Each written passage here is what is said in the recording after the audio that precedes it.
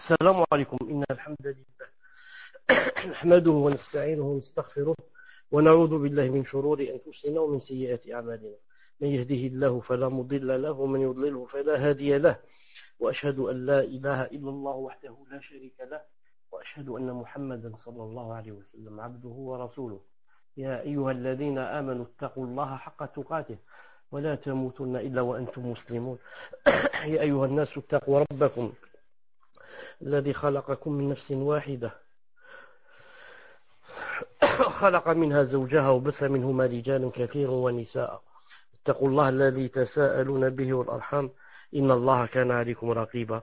يا أيها الذين آمنوا اتقوا الله وقولوا قولا سديدا يصلح لكم أعمالكم ويغفر لكم ذنوبكم، ومن يطع الله ورسوله فقد فاز فوزا عظيما.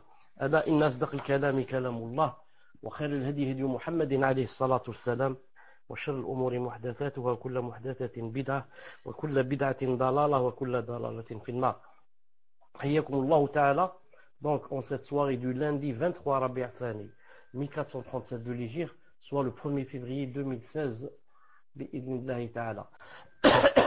Donc le mal et le remède, cours numéro 44. Cours numéro 44. Les cours, Inch'Allah Ta'ala, commencent dorénavant. Ce n'est pas 18h30, mais c'est plutôt vers 18h45 jusqu'à 19h. Maintenant, ça va monter davantage. Donc, ce n'est pas 18h30.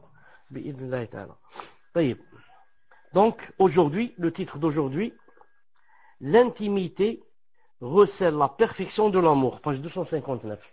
L'intimité recèle la perfection de l'amour. Donc, on va parler maintenant du dernier degré de l'amour. Avant cela, comme petite révision, on va citer les 6 autres qui l'ont précédé, les 6 degrés de l'amour. Le premier, c'est le lien. Le deuxième, c'est le penchant. Le troisième, c'est l'attachement. Le quatrième, c'est l'amour fou. Le cinquième, c'est le désir. Ensuite, le sixième,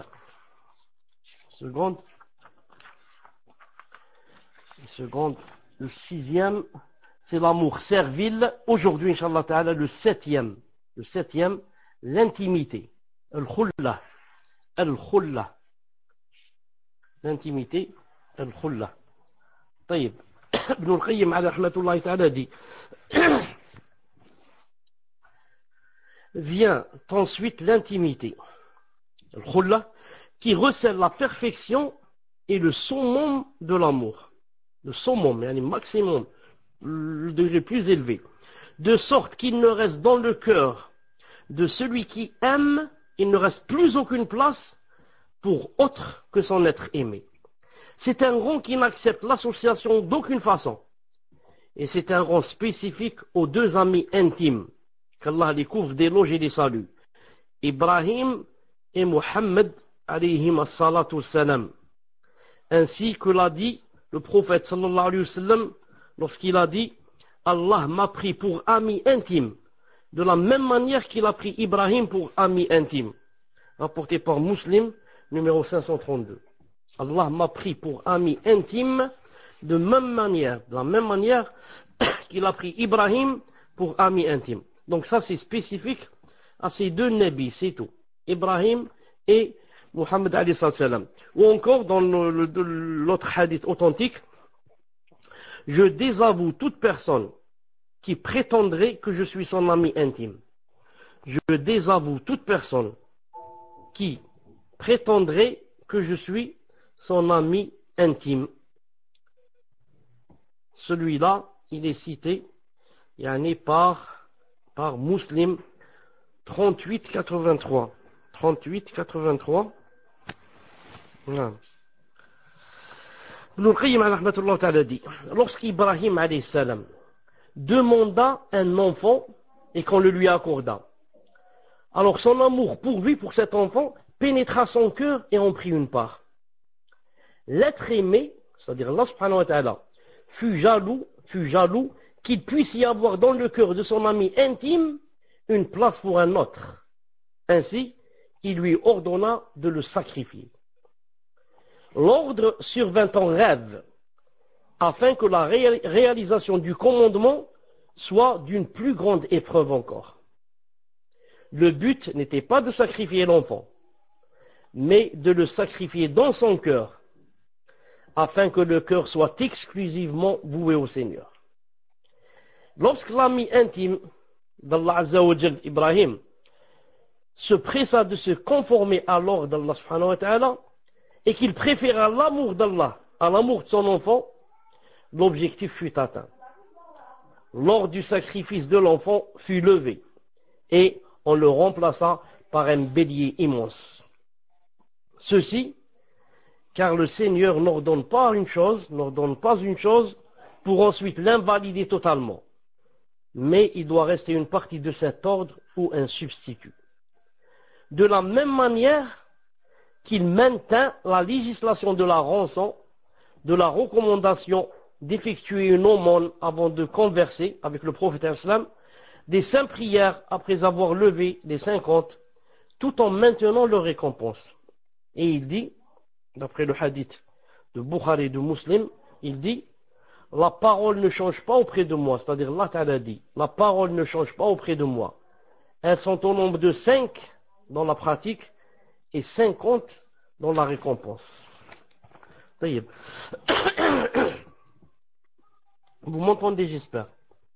Alhamdoulilah. Ici, c'est très important ce qu'il a dit. C'est très important ce qu'il a dit. Il a dit, lorsqu'Ibrahim demanda un enfant et qu'on le lui accorda, son amour pour lui, pour Ibrahim, son amour pour son enfant, pénétra son cœur et en prit une part. Alors l'être aimé fut jaloux qu'il puisse y avoir dans le cœur son ami intime une place pour un autre. Alors il lui ordonna de le sacrifier. Un peu plus bas il dit, le but n'était pas de sacrifier l'enfant, mais de le sacrifier dans son cœur afin que le cœur soit exclusivement voué au Seigneur. C'est pour ça que lorsque l'ami intime d'Allah se pressa et se hâta de se conformer à l'ordre et qu'il préféra l'amour d'Allah à l'amour de son enfant, alors l'objectif fut atteint et l'ordre du sacrifice de l'enfant fut abrogé. Ça y est. Et on le remplaça par un bélier immense. Subhanallah al-Azim. Non. Donc ça c'est dire que quoi? Dire que, comme il a dit au début, il a dit, je crois qu'on l'a lu, il a dit, al-khulla, c'est-à-dire l'intimité, c'est quoi? Ça recèle la perfection et le summum de l'amour de sorte qu'il ne reste dans le cœur de celui qui aime, il ne reste plus aucune place pour autre que son être aimé. Non, ni enfant, ni rien, ni épouse, ni père, ni rien. Ça devient l'amour intime. Ça devient l'amour intime. Et il n'a atteint ce statut que Ibrahim alayhi salam et Muhammad alayhi salatu salam. Autre titre. L'amour est général et l'intimité est spécifique. L'amour est général et l'intimité est spécifique.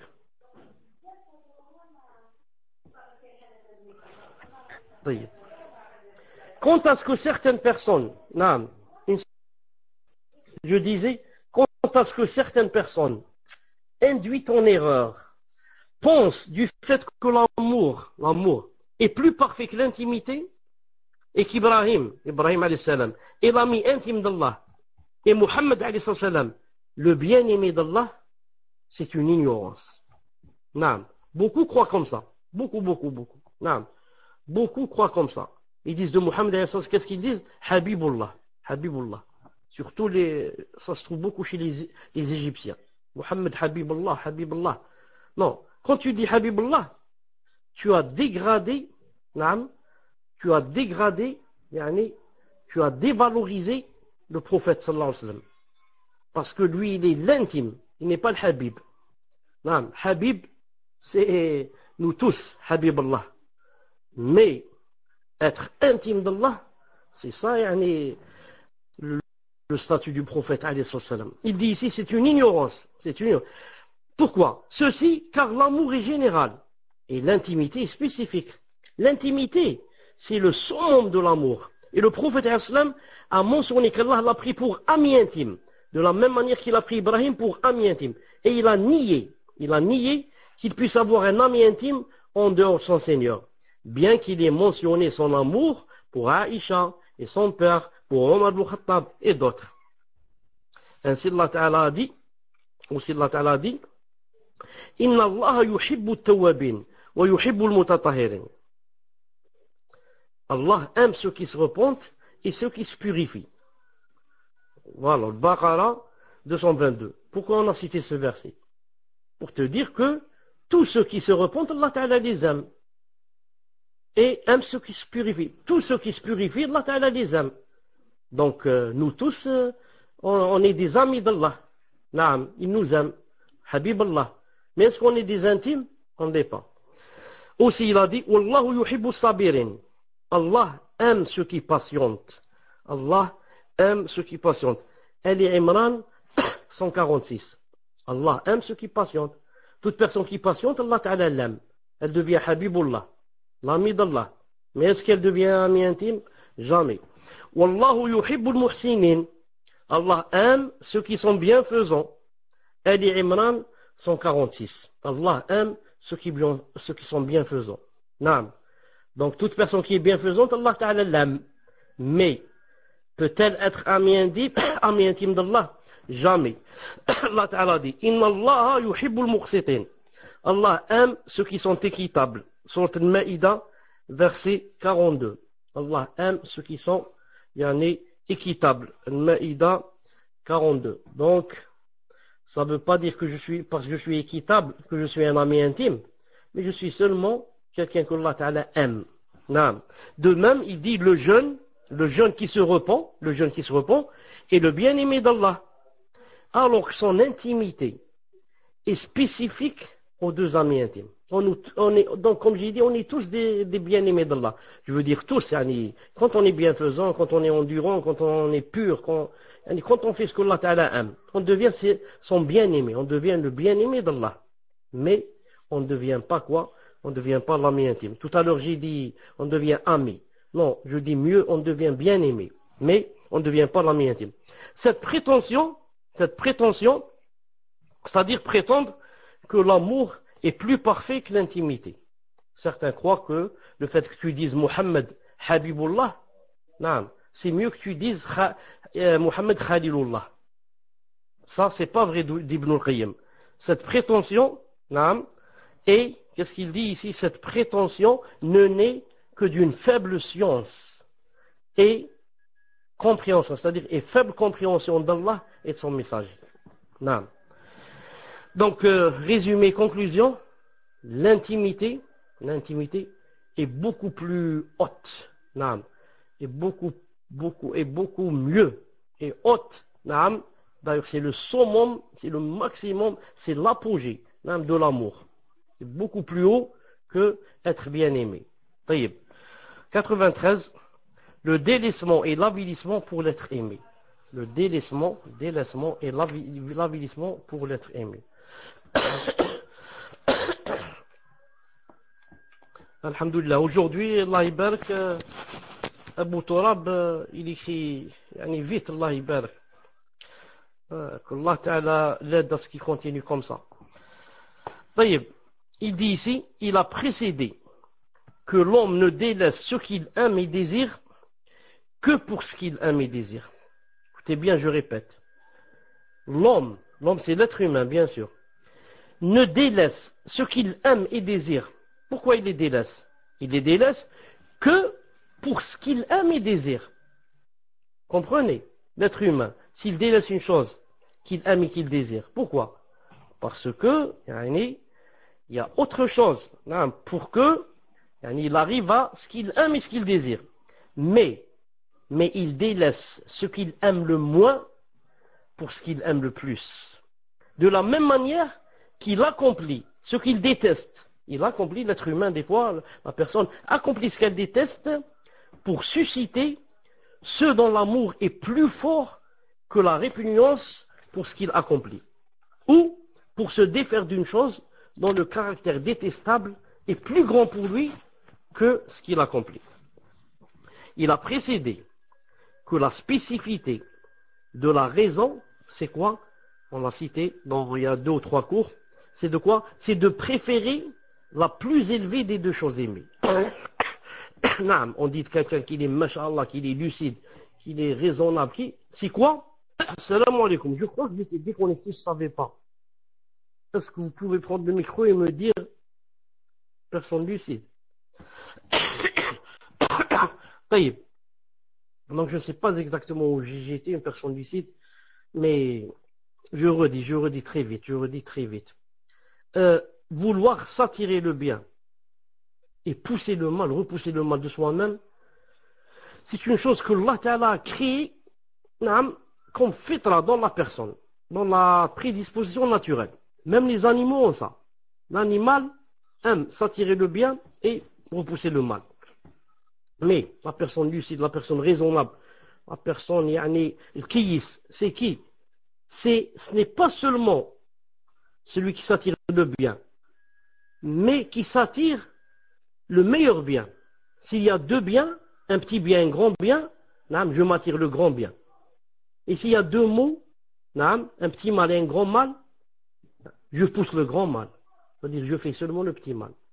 C'est ça qui montre la différence aussi entre nous, par exemple, et les animaux. Et nous et les animaux des humains. Parce que même parmi les animaux, les humains, il y a des animaux. Ceux qui n'adorent pas Allah, font ce qu'ils veulent, sont des animaux. Bon, boivent, mangent et dorment comme les animaux. Le muhim. Donc la personne, le kiyis, c'est quoi? Il s'attire le plus grand bien et repousse de lui le plus grand mal. El muhim. Maintenant, pour pouvoir arriver à ce statut, qu'est-ce qu'il faut? Il faut deux choses. La première, il faut avoir la perception. Non, il faut avoir une grande perception. Non, cette perception, qu'est-ce qu'elle fait? La perception, elle te permet de percevoir, de comparer, de savoir que ce bien est plus grand. Donc, tu essaies de l'attirer. Elle te permet de savoir que ce mal est plus grand. Donc, tu vas essayer de le repousser. Donc, celui qui n'a pas la perception, il peut pas. Comment il peut percevoir des choses si c'est un fou ou bien quelqu'un, un drogué ou je ne sais qui? Il faut quelqu'un qui ait de la perception. Et cette perception, elle s'accentue, devient plus forte. Quand est-ce? Quand on a du ilm. Plus on a du ilm dans la religion, plus cette perception, elle nous permet vite de savoir quel est le plus grand mal pour le repousser, quel est le meilleur bien, le plus grand bien pour l'attirer. Ça, c'est la première des choses. Et la deuxième des choses, qu'est-ce qu'il nous faut? Il nous faut le courage du cœur. Tu peux avoir la perception et être impuissant de cœur, avoir un cœur malade et faible qui ne peut rien faire. Ton âme est faible. Tu sais que ça, c'est un grand bien et tu le laisses passer. Tu dis, moi je m'en fous. Moi je cherche pas ça. Moi l'essentiel c'est que je prends mon joint, je remplis ma tête et je m'endors. Je cherche pas autre chose. Tu laisses le grand bien passer. Et tu sais aussi quoi? Des fois, tu sais que le grand mal, c'est dans cette chose. Si tu fais ça, c'est un grand mal. Et si tu fais ça, c'est un petit mal. Normalement, fais le petit mal si tu es obligé de faire l'un des deux. Non. Il sait que ça, c'est un grand mal et il le fait. Non. Pourquoi? Il n'a pas la force du cœur pour le repousser. C'est un peu comme le drogué. Il sait que la drogue, c'est sa perte. Et il sait très bien.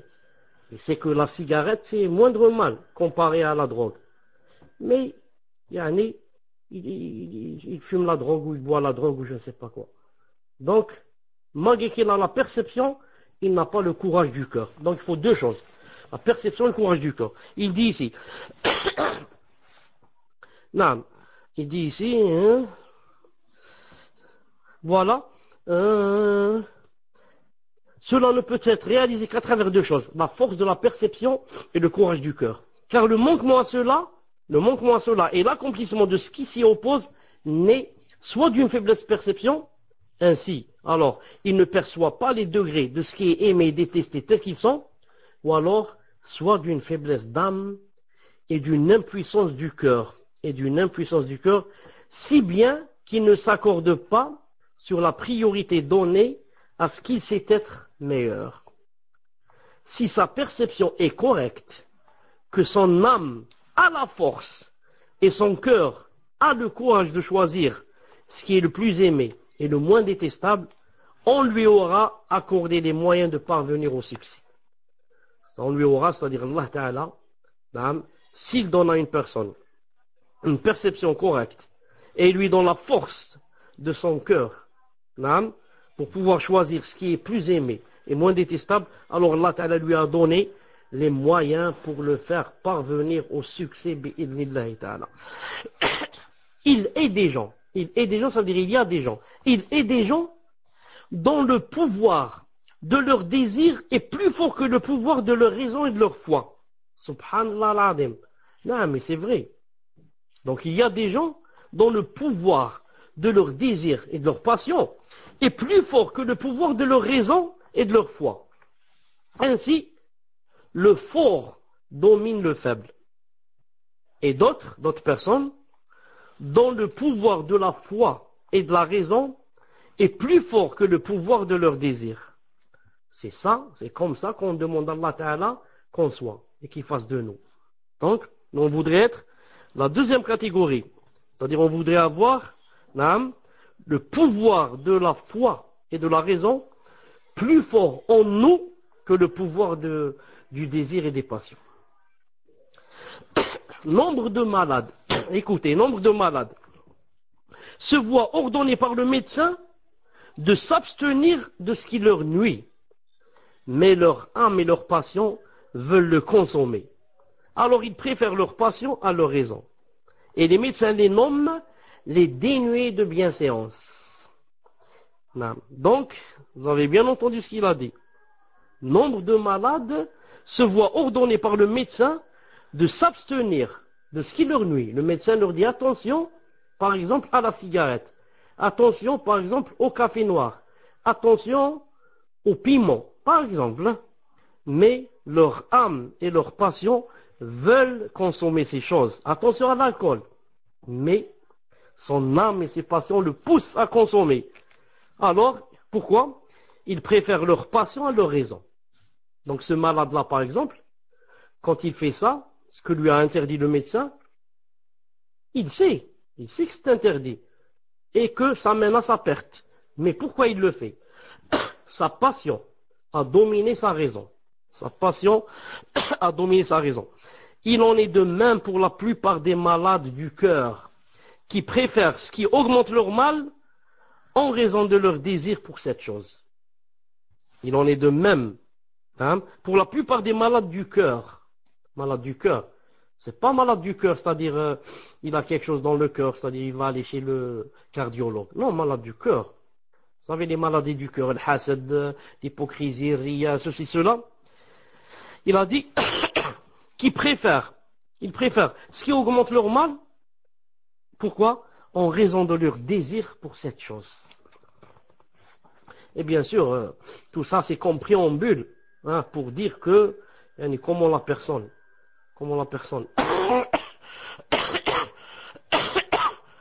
c'est que l'essentiel c'est l'au-delà, sa raison lui dit que l'essentiel c'est l'au-delà. Mais sa passion le pousse à quoi? À délaisser l'au-delà et à assouvir les passions de ce bas monde. C'est celui-là le vrai malade. Celui-là, le grand malade inguérissable, incurable. Il dit ici, le fondement du mal réside dans la faiblesse de la perception. La faiblesse de l'âme et sa bassesse. C'est ça le fondement du mal. Le fondement du mal se trouve dans deux choses. La faiblesse de la perception. Tu n'as pas une grande perception. Ta perception est faible, le discernement est faible. Tu ne peux pas discerner entre le mal et le bien. Et si tu discernes entre le mal et le bien, tu ne peux pas discerner entre les deux grands mots. Quel est, parmi les deux mots, quel est le plus grand et le plus détestable pour s'éloigner de lui. Et parmi les deux biens, quel est le plus grand bien pour pouvoir le faire. Donc tu n'as pas ça. Et il a dit, la deuxième chose, c'est la faiblesse de l'âme et sa bassesse. Comme on a dit tout à l'heure, des fois tu sais, tu as la perception, alhamdoulilah, mais malgré cela, les passions ont dominé. Les passions ont dominé et tu fais ce que tu sais et dont tu es convaincu qu'il va te ruiner. À l'opposé maintenant, à l'opposé, le fondement du bien réside dans quoi? Réside dans la perfection de la perception. La perfection de la perception. Et la force de l'âme, sa noblesse et son courage. C'est-à-dire l'opposé. Je répète, à l'opposé, le fondement du bien et de tout bien réside dans la perfection de la perception. Et ça, j'ai dit tout à l'heure, plus on a de science en religion, plus notre perception devient parfaite. Et en plus de ça, il faut ajouter quoi? Il faut ajouter la force de l'âme. La force de l'âme, sa noblesse et son courage. L'amour et la volonté sont le fondement et la base de tout acte. Alors que l'aversion et le dégoût sont le fondement et la base de tout délaissement. Je répète, c'est très important. L'amour et la volonté sont le fondement et la base de tout acte. Naam. Si tu n'aimes pas une chose et que tu ne la veux pas, naam, donc cette chose n'arrivera jamais. Pour que cette chose arrive, il faut deux choses. Que tu l'aimes. Car si tu l'aimes pas, tu vas rien faire pour l'avoir. Naam. Mais l'aimer ne suffit pas. Encore faut-il que tu veuilles.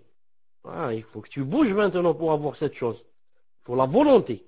Naam. J'aime peut-être être médecin. Mais il faut que je fasse les études. Naam. C'est pas seulement j'aime. Il faut que je fasse les études. Il dit, alors que l'aversion, le fait de ne pas aimer une chose, et le dégoût sont le fondement et la base de tout délaissement. Pour que tu délaisses une chose, qu'est-ce qu'il faut? Il faut l'aversion, ne pas l'aimer, et ça ne suffit pas. Pourquoi ça ne suffit pas? Car des fois tu n'aimes pas une chose et tu la fais. J'aime pas la cigarette et je la fume. J'aime pas l'alcool et j'en bois. Donc ça ne suffit pas. L'aversion envers une chose ne suffit pas. Mais encore faut-il quoi? Il dit, il faut le dégoût. Naam, il faut le dégoût pour délaisser la chose. Si tu as seulement l'aversion et la haine de cette chose, ça ne suffit pas. Il faut encore le dégoût pour s'en détacher et s'en éloigner. Il dit ici, ces deux forces dans le cœur sont le fondement du bonheur ou du malheur de l'être humain. Ces deux choses dans le cœur, ces deux forces dans le cœur sont le fondement du bonheur ou du malheur de l'homme. L'existence d'un acte volontaire ne peut survenir que par l'existence de sa cause dans l'amour et la volonté. Ce qu'on a dit tout à l'heure. L'existence d'un acte volontaire ne peut subvenir et exister que par l'existence de sa cause dans l'amour de cette chose et la volonté de la faire. Quant au fait de ne pas agir, cela peut parfois être dû à l'absence de ce qui implique et cause l'acte, et d'autres fois à l'existence d'une aversion et d'un dégoût qui l'empêche. Je répète, quant au fait de ne pas agir et de ne pas faire une chose, cela peut parfois être dû à l'absence de ce qui implique et cause l'acte. Des fois, par exemple, je vole pas. Pourquoi je vole pas? Des fois, c'est parce que il y a absence de ce qui implique et cause l'acte. Dans mon cœur et dans mon esprit, je ne pense pas à cette chose. Donc si je ne pense pas au vol, je ne peux pas voler sans penser déjà à voler. Pour voler ou faire un acte, il faut déjà l'avoir dans le cœur, avoir d'abord l'intention, ensuite le faire. Donc il dit, des fois, c'est à cause que il n'existe pas dans le cœur, et des fois, c'est dû à, et d'autres fois, c'est dû à l'existence d'une aversion et d'un dégoût qui l'empêche. Et des fois, j'ai le vol dans le cœur, mais alhamdoulilah, en même temps, j'ai l'aversion pour cette chose, et la haine. C'est pour ça que je ne vole pas. J'ai l'aversion et j'ai la haine. Bien sûr, l'aversion et la haine elles-mêmes, d'où est-elle venue? Ça dépend. Peut-être parce que j'ai honte des gens. Peut-être je dis c'est pas quelque chose de bien. Ou peut-être ça vient du din. Quand ça vient du din, c'est très fort. Quand la cause, c'est le din, c'est très fort. Et quand la cause, c'est seulement les gens, etc., non, c'est pas très fort et c'est pas fort. Pourquoi? Car s'il n'y a pas les gens, je peux voler. Si je suis dans un endroit, il n'y a personne qui me voit, je peux voler. Mais si c'est pour Allah, je ne le fais dans aucun cas.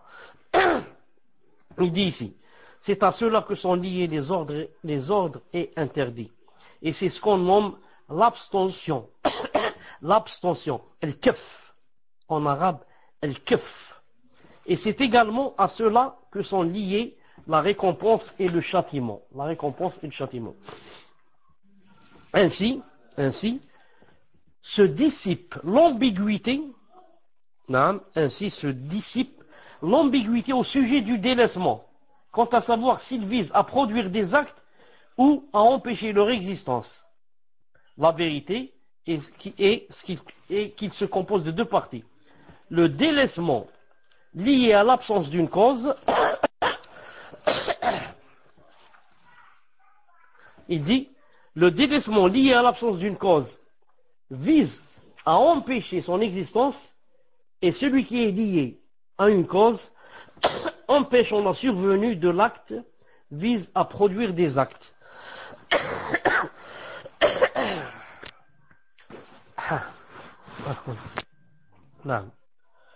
Je répète, il dit ici, ainsi se dissipe l'ambiguïté au sujet du délaissement. Le kef, quand on ne fait pas une chose. Parce que, quand on ne fait pas une chose, qu'est-ce que ça veut dire? Pourquoi je ne l'ai pas faite? Je ne l'ai pas faite, il se peut que cette chose ne me soit même pas passée par l'esprit. Mais, il se peut que cette chose soit passée par mon esprit, se trouve même dans mon cœur, et je la délaisse.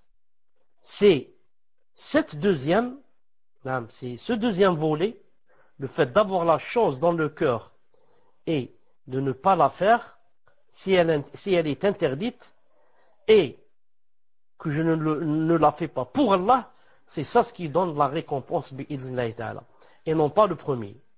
Car le fait de ne pas avoir une chose dans la tête et de la délaisser à cause de cela ne donne pas la récompense. Exemple, maintenant quand vous êtes assis en face de moi à écouter le cours, vous n'êtes pas en train de mentir, ni en train de faire la namima, ni en train de fumer, ni de boire l'alcool.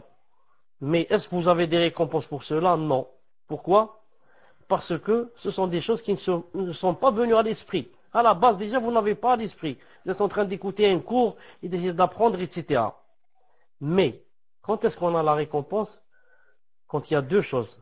Il faut que cette chose te vienne à l'esprit, ensuite que tu la laisses pour Allah subhanahu wa ta'ala. C'est-à-dire, avant de t'asseoir pour venir au cours, tu as dit, je vais, enfin, pas vous, une personne dit, je vais faire un haram. Ensuite, elle dit, non, je ne fais pas le haram. Et ça ne suffit pas pour avoir la récompense. Mais encore faut-elle qu'elle dise, je ne fais pas le haram pour Allah Ta'ala. Allah Ta'ala l'a interdit et n'aime pas qu'on le fasse. C'est comme ça, c'est ainsi seulement qu'on peut avoir une récompense pour le kef, c'est-à-dire pour l'abstention, pour m'être abstenu.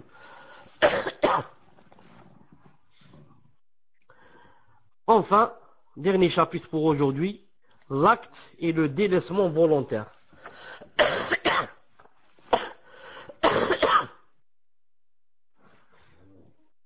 Vous avez écrit l'acte et le délaissement volontaire. C'est ce que je disais. Je fais une chose, ou bien je la délaisse volontairement. L'acte et le délaissement volontaire sont choisis par celui dont le cœur est vivant, en fonction de la survenue d'un bienfait dont il jouira, ou la disparition d'un mal qui le guérira. Ainsi, on dit qu'on a guéri sa poitrine et son cœur. Je répète, l'acte et le délaissement volontaire sont choisis par celui dont le cœur est vivant. Naam. En fonction de quoi? En fonction de la survenue d'un bienfait dont il va jouir, ou la disparition d'un mal qui va le guérir. Ainsi on dit qu'on a guéri sa poitrine et son cœur. Le poète a dit, elle est mon remède contre le mal qui me ronge, si seulement je pouvais l'obtenir. Hélas, il n'est pas de remède qui puisse me guérir de l'amour que j'éprouve pour elle. C'est une chose que choisit l'homme sensé.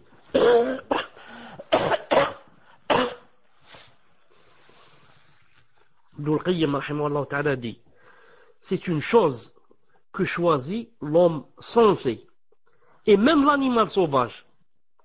Mais nombre de gens commettent en cela une erreur grossière.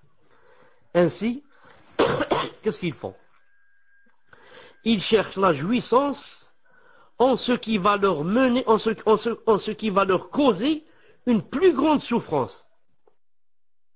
Donc, ici Ibn al-Qayyim veut montrer que c'est bien, naam, de jouir d'un bienfait et de guérir d'un mal, mais à condition que la jouissance que je cherche ne me cause pas une plus grande souffrance. Naam. C'est pour ça qu'il dit, beaucoup de gens commettent en cela une erreur grossière. C'est quoi? Ainsi ils cherchent la jouissance en ce qui va leur causer une plus grande souffrance. Ils font souffrir leur âme en pensant leur apporter jouissance. Et ils soignent leur cœur par quoi? Parce qu'il va causer le plus grand mal. Il dit, c'est la condition, c'est l'exemple, hein, de celui dont le regard se borne à la vie d'ici-bas, sans prendre en considération les conséquences. Alors que la spécificité de la raison, c'est quoi? C'est de considérer les conséquences. Naam, c'est ça celui qui raisonne vraiment, le mu'min, le croyant, le lucide. Ce n'est pas seulement faire la chose, mais voir ce qu'on appelle en arabe le ma'alat, voir les conséquences. Quand je vais faire cette chose, naam, ça va donner quoi? Qu'est-ce qui va en découler? C'est bien de fumer la cigarette à l'instant où on fume, naam, mais dans 20 ans, si je vais faire une radio, comment qu'on va trouver mon foie? On va le trouver noir comme du charbon. Le foie noir comme du charbon. Ça, c'est seulement la cigarette. C'est pas la peine de parler de ceux qui fument la drogue et l'alcool, etc., etc. On va voir le foie brûlé. Donc, il faut voir les conséquences. Non, il dit ici, l'homme le plus sensé. L'homme le plus sensé. Poumon. Afon, j'ai dit foie. Poumon. Ça, c'est des poumons. Barakallahu fi. C'est des poumons.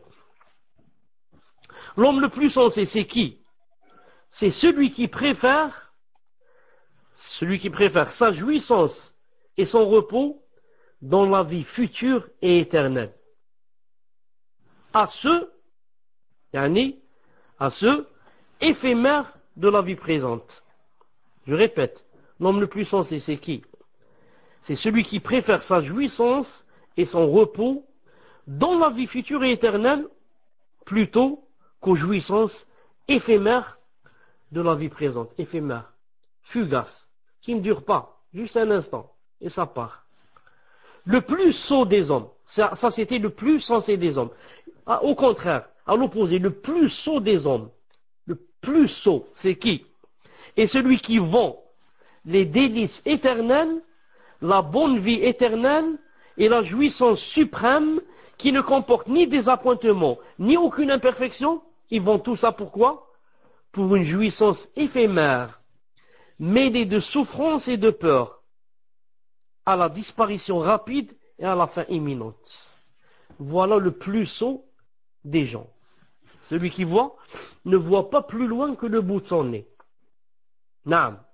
Tu lui dis, regarde, Allah Ta'ala te fait choisir entre deux choses. tu vis une vie éternelle, où tout ce que tu souhaites, il vient à l'instant même. Bien sûr, on parle du paradis. Tu vis yani, une vie qui ne se termine jamais. Éternelle, sempiternelle. C'est pas seulement éternel, sempiternelle.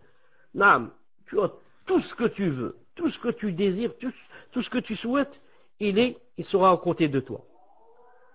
Alors, mais Allah Ta'ala t'a fait choisir, il te dit, si tu veux ce qu'on vient de citer maintenant, alors il ne faut pas s'accrocher à cette vie, à ce bas monde. Il faut en faire de ce bas monde juste, yani, quelque chose, yani, comme un pont pour traverser et aller de l'autre côté. Alors le plus sensé, c'est celui qui va choisir l'au-delà. Et le plus sot, il dit non, moi ce qui m'intéresse c'est de vivre aujourd'hui. Même si les jouissances qu'il y a dans ce bas monde sont mêlées de souffrance et de peur et de malheur et d'angoisse, il choisit le bas monde. Et tu lui dis, écoute, il y a beaucoup mieux que cela dans l'au-delà.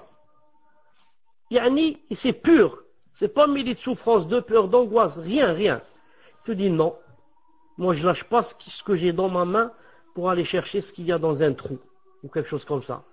Je lâche pas maintenant la vie qui est là devant moi, et qui me sourit, et je la laisse, et je vais attendre dans 50 ans, 60 ans quand je meurs, pour avoir tout ça. Donc, vous voyez le sot comment qu'il pense. C'est comme ça qu'il pense. Mais l'homme sensé, il dit, ma'alish, j'ai la conviction qu'il y a tout ça dans l'au-delà, ma'alish. Je patiente ici, je patiente du peu, je vis avec le peu. Ma'alish, j'accepte. Il dit, un savant a dit,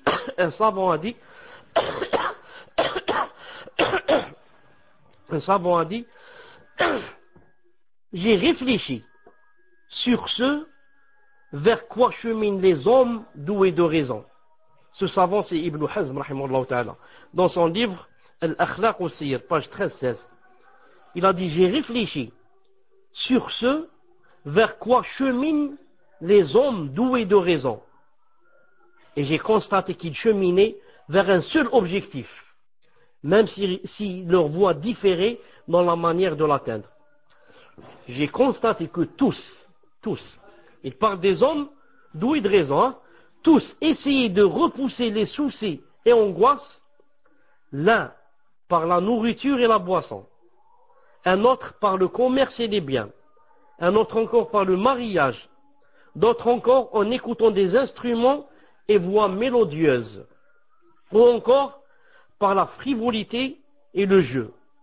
Je me suis dit, c'est là l'objectif des hommes doués de raison. Mais toutes les voies n'y mènent pas. Et la plupart d'entre elles ne mènent qu'à son contraire. Et je n'ai vu parmi toutes ces voies qu'une seule menant à cet objectif. C'est quoi? Celle qui consiste à se diriger vers Allah subhanahu wa ta'ala. N'adorer que lui et de préférer son agrément à toute chose. Si celui qui emprunte cette voie manque une part de ce bas monde, il obtient la part élevée avec laquelle n'existe nul manque. Si l'homme l'obtient, il obtient toute chose. Et s'il la manque, il manque toute chose. Et s'il obtient sa part de ce bas monde, c'est de la manière la plus heureuse. Enfin, il dit, il n'est pour l'homme, c'est-à-dire l'homme doué de raison, de voie meilleure et plus à même de le faire parvenir à sa délectation, son bonheur et son succès. Il n'y a pas, il y a seulement la voie d'Allah. Et c'est Allah Azza wa Jal qui accorde la réussite. Il vient d'appeler à Salat al-Isha, on s'en compte dans une demi-heure au moins. Inch'Allah. Subhanak Allahumma bihamdik, ashhadu an la ilaha illa ant, astaghfiruka wa atubu ilayk. Assalamu alaikum wa rahmatullah. Assalamu alaikum wa rahmatullah. Est-ce que vous m'entendez?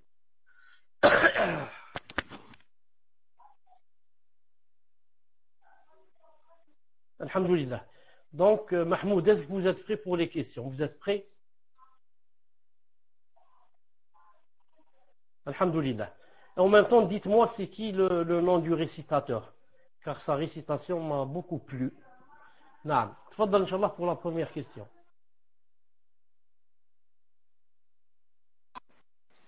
Wa alaykoum salam wa rahmatullahi wa barakatuh, ya Cheikh. Donc nous allons passer à la première question. Question d'une sœur qui demande qu'Allah vous préserve, ya Cheikh, et vous récompense pour le temps que vous consacrez à la communauté. Amin. Je souhaite te poser une question sur un cours précédent. Un frère consomme le narguilé, la chicha, et l'achète avec les intérêts perçus de la banque. Qu'en est-il de la gravité de son péché? Comment se repentir de cette situation? Doit-il sortir les intérêts malgré le fait que l'argent a été dépensé? Barakallahu fikum ya Cheikh. Donc, déjà dans cette question, il y a 3 questions.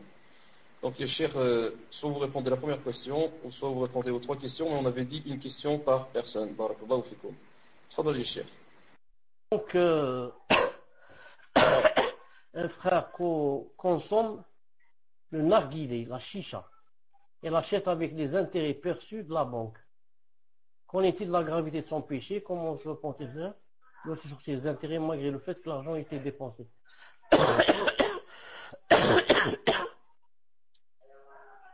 La chicha est interdite, et haram, et bien sûr ce n'est pas de la drogue.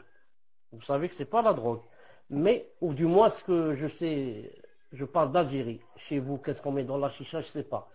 Mais, ceux qui fument, sont unanimes pour dire que c'est plus grave que la cigarette, question de santé. Donc, question de santé, la chicha, qui est devenue une mode pour les hommes et les femmes, c'est plus grave que la cigarette. Quelqu'un m'a dit, quand j'étais au Koweït, il m'a dit, j'ai jamais fumé la chicha. Il m'a dit, j'ai essayé une fois. Il m'a dit, quand j'ai fait rentrer la fumée dans ma poitrine, j'ai presque étouffé. Il m'a dit que, vu la densité la dose de la fumée et comment ça s'appelle, la nicotine qu'il y a dans cette chicha. Et en plus de cela, qu'est-ce qui est écrit ici? La chicha représente un danger pour la santé pour tous ceux qui s'y adonnent. La chicha provoque des effets néfastes sur la santé qu'il faut connaître. La composition de la chicha est d'environ 25% de tabac, associé à un mélange de la mélasse et d'arômes de fruits. La sensation parfumée agréable est trompeuse, car les fumeurs de chicha n'ont pas idée de la quantité de produits toxiques inhalés et de leurs effets nocifs sur la santé. Contrairement aux idées reçues, fumer le narguilé est très néfaste pour la santé. Fumer la chicha augmente le risque de cancer, etc. El-Mouhim. Donc, comme il a dit ici, la sensation parfumée agréable est trompeuse. Il croit que il est en train de fumer des bananes, ou il est en train de fumer je ne sais pas quoi, des pommes, etc. Mais comme m'a dit le frère, qu'il l'a essayé pour la première fois, il m'a dit, j'ai senti mon poitrine qui voulait éclater. C'est dire quoi? La gravité. Et la deuxième des choses, il vient de faire ça avec quoi? Avec l'argent des intérêts. L'argent des intérêts, on doit le donner à des nécessiteux. Pour ceux qui disent c'est permis de le prendre. Alors, Cheikh Ibn Uthaymin a une fatwa où il dit c'est même pas permis de le prendre de la banque. Et nous, si on prend de la vie, qu'on le prend à condition que ce ne soit pas pour nos intérêts. Comme disent certains, c'est pour payer l'essence ou l'électricité ou le gaz ou le téléphone ou la cigarette ou je ne sais quoi. Tout ça, c'est pas permis. Donc, pourquoi? Car tu es en train de profiter du haram. Tu as fait le haram et ensuite ce haram lui-même, tu profites de lui à tes dépens. Non, il faut le donner aux nécessiteux ou bien à l'hôpital ou à n'importe où. Mouhim, tu dois le donner à des gens qui en ont besoin. Bi'idnillah subhanahu wa ta'ala. Naam, tfaddal. Naam, jazakallahu khayran, Cheikh.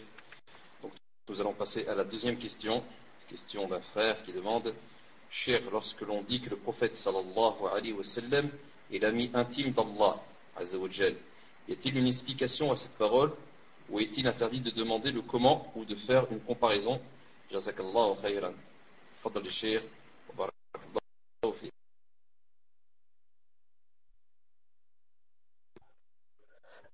Quand on dit il est l'ami intime, c'est pour dire que il n'est pas seulement l'ami, pour dire qu'il a atteint le summum dans la relation étroite avec l'être aimé. Non. Avec Allah, on a tous une relation, nous, ça. Le fait de l'adorer, déjà tu as une relation avec Allah subhanahu wa ta'ala. Maintenant, la relation la plus étroite avec lui, et le summum de cette relation, c'est d'être son ami intime. Voilà. Et ça ne peut être donné, et n'a été donné qu'à notre prophète alayhi salam et à Ibrahim alayhi salam. Et quand on est un ami intime d'Allah subhanahu wa ta'ala, vous savez déjà entre nous les êtres humains, quand on dit que X, Omar est mon ami et Karim est mon ami intime. Vous savez qu'il y a une différence entre les deux. Qu'en est-il donc par rapport à Allah subhanahu wa ta'ala? Mais donner plus de détails, ce n'est pas de notre ressort. Tfadal.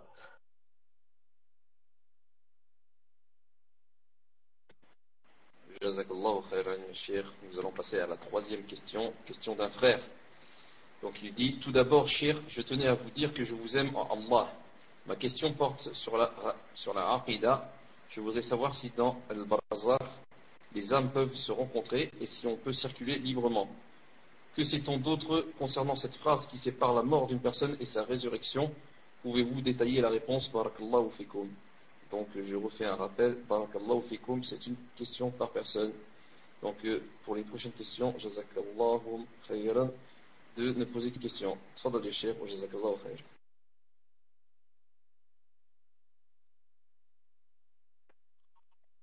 Donc je dis à cette personne, ahabbaka Allah, ahabbaka alladhi ahbabtani lahu.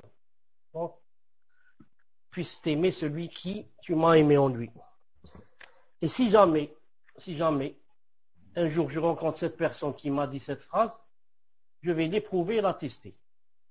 Je vais rentrer directement ma main dans sa poche et prendre l'argent qu'il a et je vais voir s'il va me laisser les prendre parce que quand on aime quelqu'un, Allah subhanahu wa ta'ala, vraiment, on aime plus que nous-mêmes. Qu'est-ce qu'il dit? Je me suis trompé, j'ai dit phrase et c'est phase. Bon, donc je lis maintenant la question. Je tenais à vous dire que je vous amende là. Ça, j'ai répondu. Ma question porte sur la Aqidah.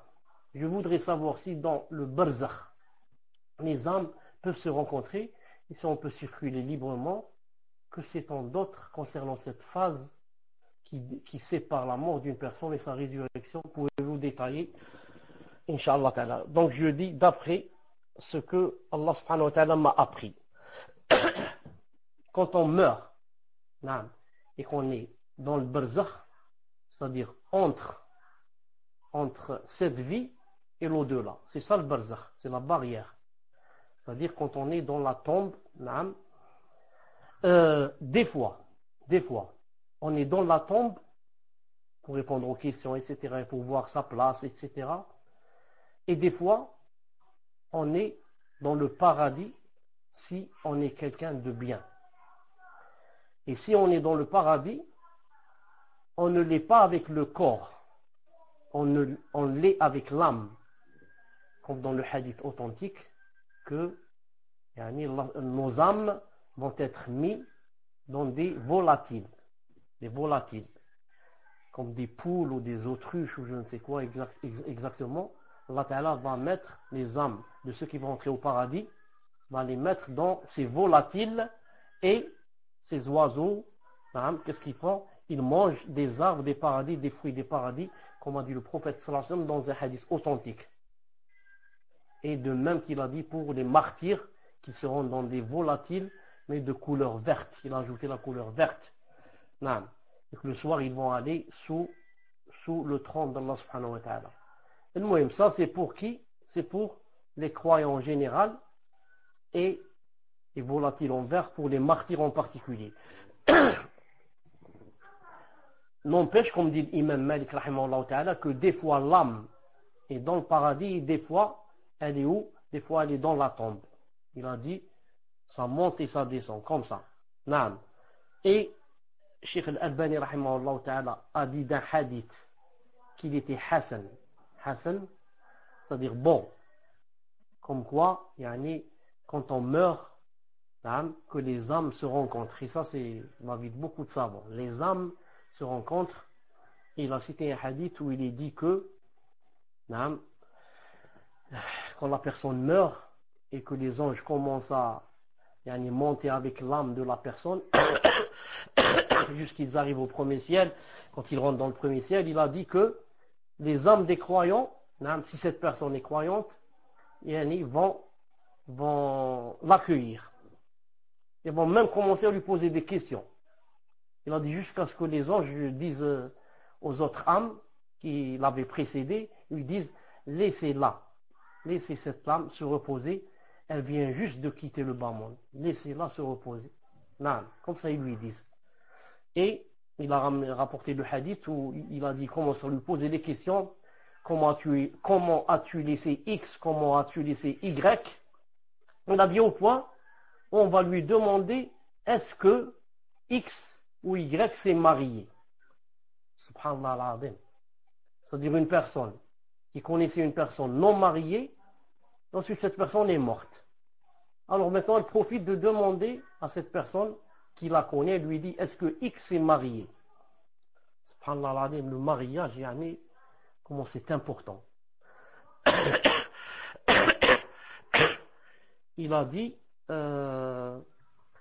jusqu'à ce qu'il lui demande, et X, comment va-t-il? Alors la personne qui vient de décéder répondra X, tu dis X, comment va-t-il? Pourquoi? X n'est pas avec vous, ça fait longtemps qu'il est mort. Ah, alors la personne qui a posé, l'âme qui a posé la question dira, ah, donc, il est chez, il a été de l'autre côté. Donc, celui-là, que Allah Ta'ala nous préserve, donc il a été emmené, du côté des kuffars. Donc il est du côté des gens du feu. Donc ces croyants-là ne savent pas qu'il est mort. Pourquoi? Parce que, comme vous savez que le kafir, quand on veut le faire montrer, on va le faire monter pour le faire monter vers Allah subhanahu wa ta'ala, que déjà dans le premier ciel, quand il frappe à la porte, on ne lui ouvre pas. Et quand on ne va pas lui ouvrir, on va le jeter de là-bas, on va le jeter du ciel, comme on l'a cité plusieurs fois. Donc les croyants, leurs âmes ne savent pas que cette personne est déjà morte. On dit celles qui sont enterrées à côté ou pas forcément. Je n'ai pas compris cette phrase. Je n'ai pas compris qu'est-ce que ça veut dire cette phrase.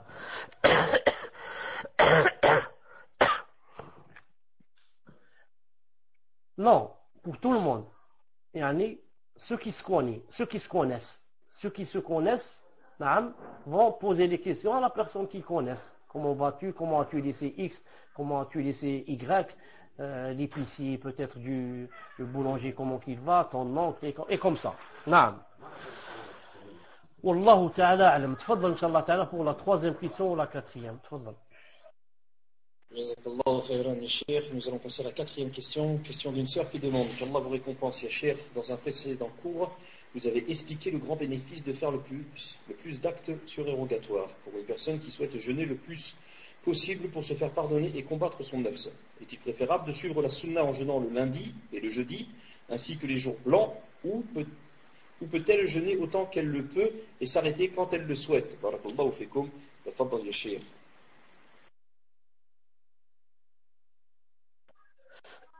Avant de répondre à cette question, je viens de me rappeler une chose ou deux choses.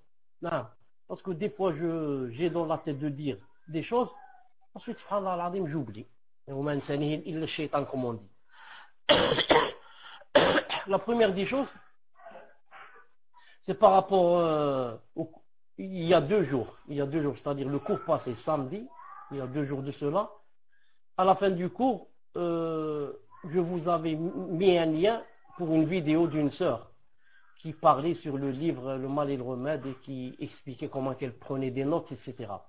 J'ai oublié de vous dire que moi dans ma vidéo j'ai pas vu ça, mais quelqu'un m'a dit que quand je suis arrivé à expliquer, j'ai expliqué le nom de Ibn al-Qayyim rahimahullah ta'ala, et j'ai dit Ibn al-Qayyim al-Jawziyya, et Jawziyya, j'avais dit c'est un arbre, et plus spécialement c'était l'amandier, ça donne des amandes de Jawz. On m'a dit qu'une sœur a dit à cette sœur que j'avais fait une confusion, et que le Jawziyya c'est pas l'amandier, car il y a l'Auz et il y a le Jawz. Et l'Auz, c'est ça les amandes et l'amandier. Mais son nom ici c'est le Jawziyya. Le Jawz, c'est pas l'Auz. Et le Jawz, c'est les noix. Donc l'arbre, c'est le noyer. Et ce n'est pas l'amandier. Ma soeur n'a pas dit noyer, mais a dit c'est les noix. Donc l'arbre, c'est le noyer et non pas l'amandier. Je dis à cette soeur, barakallahu fiki, jazakillahu khayran. Et pour toute personne qui trouve que j'ai fait une confusion, une faute ou là, de me ramener vers la vérité et le haqq bi'idhnahi ta'ala. Allah subhanahu wa ta'ala récompense cette sœur qui a su que j'ai fait une confusion et nous a donné cette faïda. Barakallahu fiha. Et la deuxième des choses que j'ai oublié de dire, c'était que la vidéo, le lien que j'ai mis, c'était spécialement pour les sœurs et pas pour les frères. Mais j'ai oublié, qaddarallahu ma shafa'al, plusieurs fois je pense dire des choses et je les oublie. Naam. Donc, tfaddal inshallah ta'ala, je lis la question.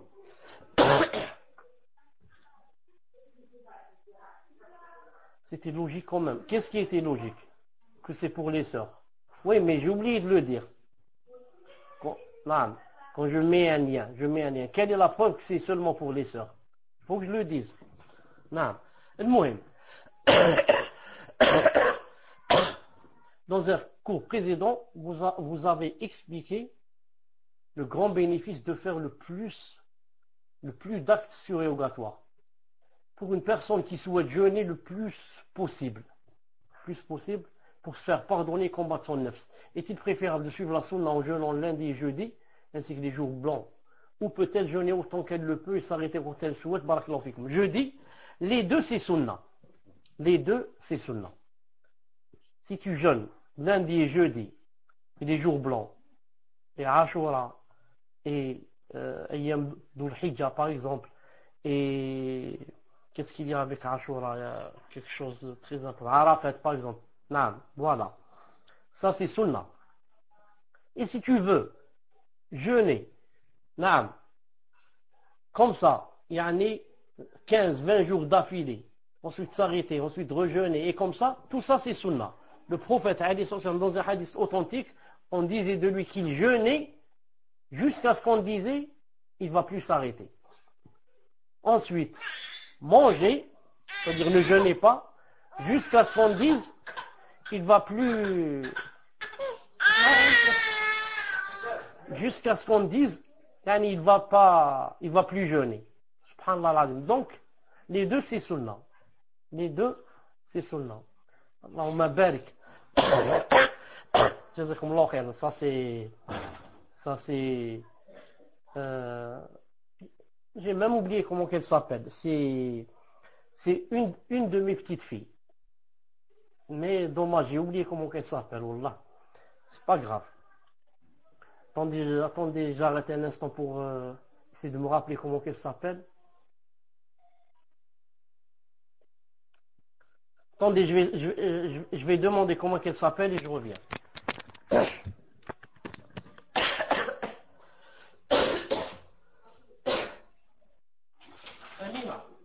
Amina.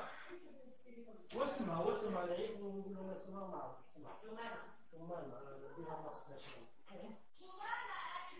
والله مسخر.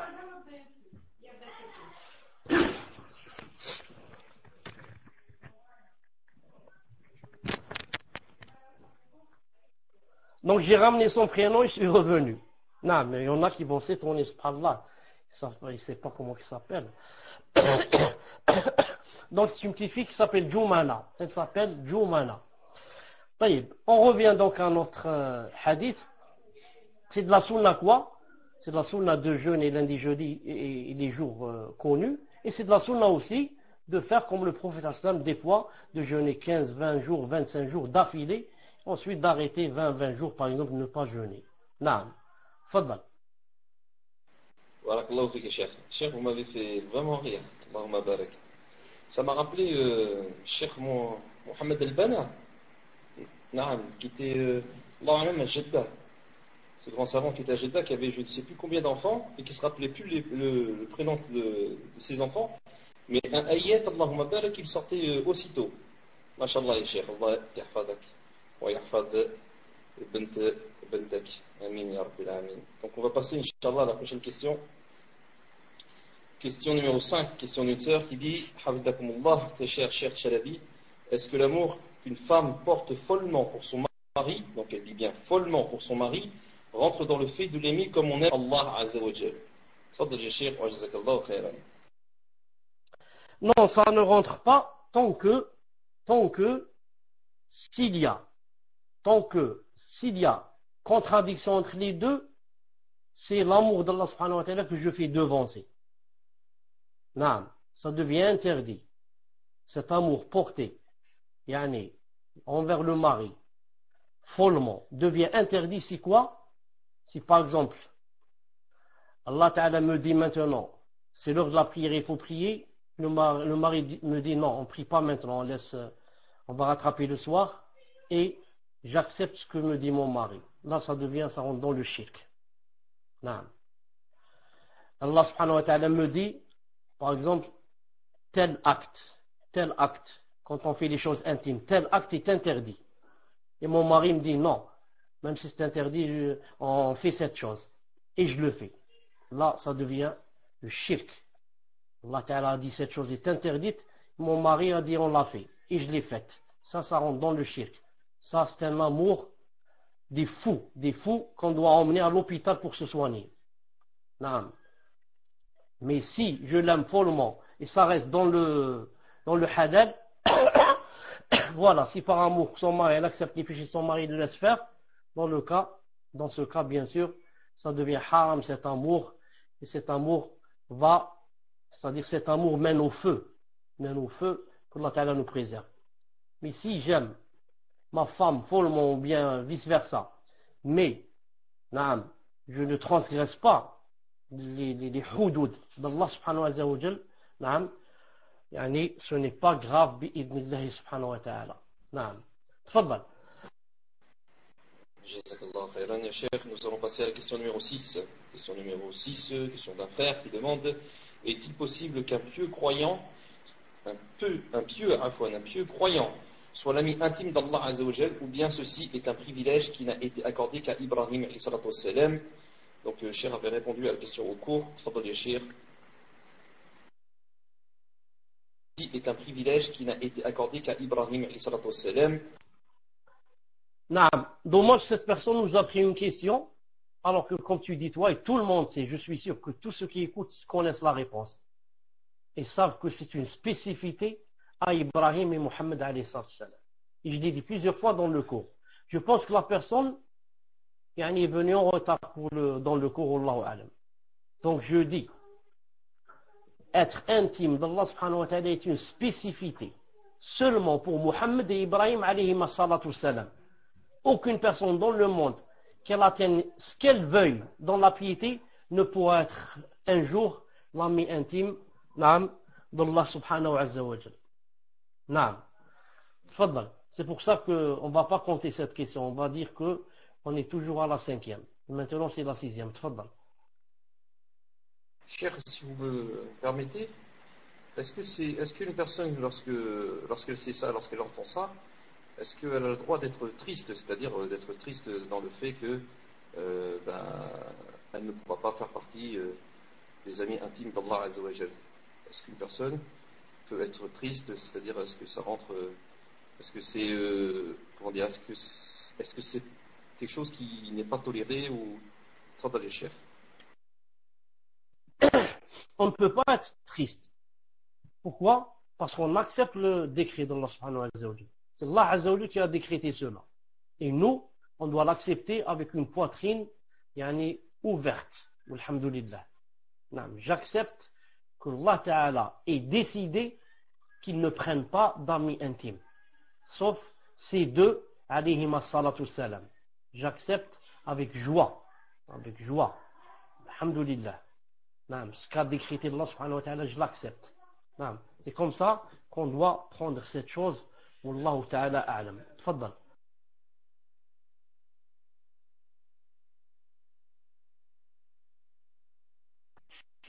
Jazakallahu khairan, ya Cheikh, barakallahu fik. Donc nous allons passer à la question numéro 7, question d'une sœur qui demande Ahsanallahu ilaykum ya Cheikh, lors d'un cours antérieur, la question avait été posée sur la validité de la reconversion d'une personne qui visait par là un mariage. Donc la personne s'est convertie pour le mariage. Et il lui avait été répondu que sa reconversion était valable. Or, pour qu'une action soit acceptée d'Allah Azza wa Jal, il y a 3 conditions, dont la sincérité. Aussi, je n'ai pas compris pourquoi sa reconversion est valable. Barakallahu fik ya Cheikh, wa jazakallahu khair. Fadal ya Cheikh. Naam, je reconfirme, sa reconversion, disent les savants, est valable. Pourquoi? Parce que premièrement, il y a le cas de... Comment qu'elle s'appelle? Il y a le cas de... Abu Talha radiyallahu ta'ala anhu. Naam, je cherchais son épouse avec Sulaym, jazakallahu khair. Donc, il y a le cas de Abu Talha qui s'est reconverti spécialement pour Sulaym. Donc, on a déjà ça dans les salafs. Et deuxièmement, pourquoi c'est accepté? Parce que il n'y a pas une personne qui entre en islam avec une mauvaise intention sans que Allah Ta'ala ne lui change l'intention en bonne. C'est pour ça, beaucoup de salafs ont dit, on a demandé la science, pas pour Allah. Ensuite, Allah n'a voulu que cette science revienne et devienne pour Allah et pour lui, Azza wa Jal. Quand quelqu'un demande il veut la conversion en islam, même si son but n'est pas vraiment l'islam, on le laisse. On ne lui ferme pas la porte. On ne lui dit pas, non, c'est pas accepté. Pourquoi? Parce que dès qu'il connaîtra l'islam, il sera obligé, soit d'apostasie, soit quoi? Soit, de repousser la mauvaise intention et de la changer en bonne. Quand il va voir c'est quoi l'islam, et les conditions, et ceci et cela, c'est tellement beau l'islam qu'il préfère éloigner de lui toutes les mauvaises choses pour que Allah Ta'ala accepte de lui. C'est pour ça que quand la personne dit que pour qu'il soit accepté, il faut l'intention, etc., on dit c'est vrai. Ça, c'est s'il meurt comme ça. S'il rentre avec une mauvaise intention et il continuera ainsi jusqu'à mourir. Ça, bien sûr, ce n'est pas accepté et au Qiyamah, il sera éternellement en enfer.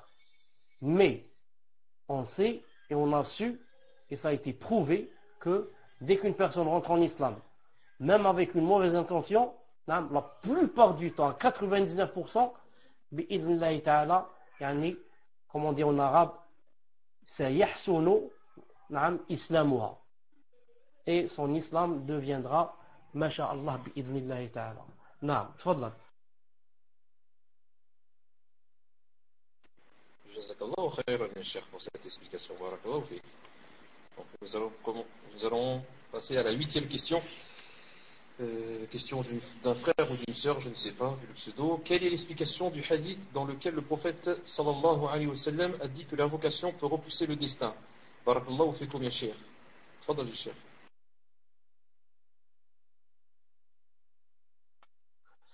Naam, Mahmoud, tu n'as pas dit où est la relation de cette question avec le cours. Naam, où est la relation de cette question avec le cours? Aqida, jazakallahu khairan. Ça. De toute façon, même s'il n'y avait pas de relation, c'est trop tard quand la question est posée. Inch'Allah ta'ala, il faut que je réponde si je connais la réponse. Al-Muhim. Quelle est l'explication du hadith dans lequel le prophète m'a dit que l'invocation peut repousser le destin? Il a dit que l'invocation repousse le destin. Comme ça qu'il a dit, sallallahu alayhi wa sallam. Pourquoi? Parce que l'invocation elle-même fait partie du destin. Allah subhanahu wa ta'ala, quand il donne une chose, des fois il la donne de lui-même, sans cause, sans cause. Tu es assis, il y a quelqu'un qui frappe à la porte. Tu vas ouvrir, c'est un exemple là, tu vas ouvrir, tu vas trouver une personne que tu connais, ou la salam alaykum salam, voilà, par exemple 100 euros, voilà, je te les donne, là, ou là quelqu'un m'a délégué pour que je les donne, ou là. Donc, c'est 100 euros qui sont venus maintenant. Est-ce que moi j'ai fait quelque chose pour les avoir? Je n'ai rien fait. Hein? J'étais assis, ils sont venus. Ça, c'est venu directement d'Allah subhanahu wa ta'ala. Et des fois, Allah subhanahu wa ta'ala a mis dans le destin, a mis dans la tablette préservée, que tel jour, j'allais faire des douas, des invocations pour demander à Allah subhanahu wa ta'ala de m'enrichir, de me donner un peu d'argent. Et Allah ta'ala a écrit dans la tablette préservée, puisque j'ai fait ces douas-là, donc Allah ta'ala va m'envoyer de l'argent. Et il a accepté mes douas. J'ai fait mes douas, 2 ou 3 jours après, il y a quelqu'un qui est venu frapper et m'a donné de l'argent. Donc, il y a des choses qui sont prédestinées comme ça, directement d'Allah subhanahu wa ta'ala, il y a des choses qui sont prédestinées avec la doua. La même chose pour, ça c'est pour faire venir la chose. La même chose pour repousser une chose.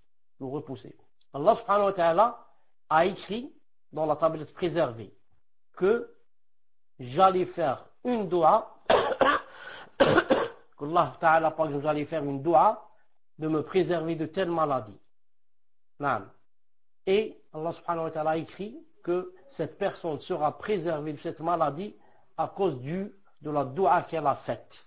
À cause de la doua qu'elle a faite. C'est-à-dire, si ce n'est ma doua, que Allah ta'ala a su que j'allais faire, il m'aurait donné telle maladie. Mais Allah ta'ala a su que j'allais faire cette doua et a refoulé de moi telle maladie, a refoulé le destin. Mais en fait, il n'a été refoulé que par le destin qui est lui-même ici quoi? Qui est l'invocation. Car cette invocation qui a repoussé le destin, elle-même était écrite dans le destin. Allah Ta'ala a su, j'allais la faire. C'est pour ça que il a dit alayhi salam que l'invocation repousse le destin. Naam. Tfaddal. Barakallahu fik, Cheikh. Nous allons passer à l'avant-dernière question, question numéro 9.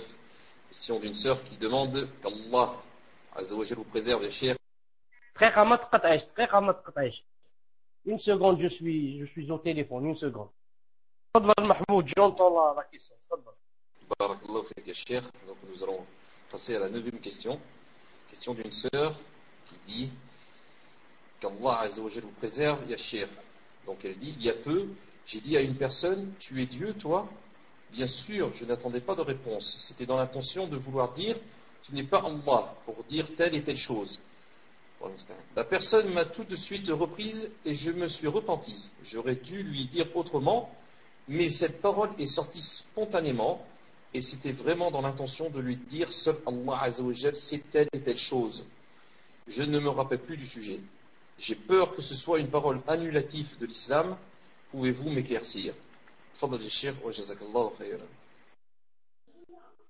Donc cette personne dit à une autre, tu es Dieu toi? Bien sûr, je n'attendais pas de réponse, c'était dans l'intention de vouloir dire tu n'es pas Allah.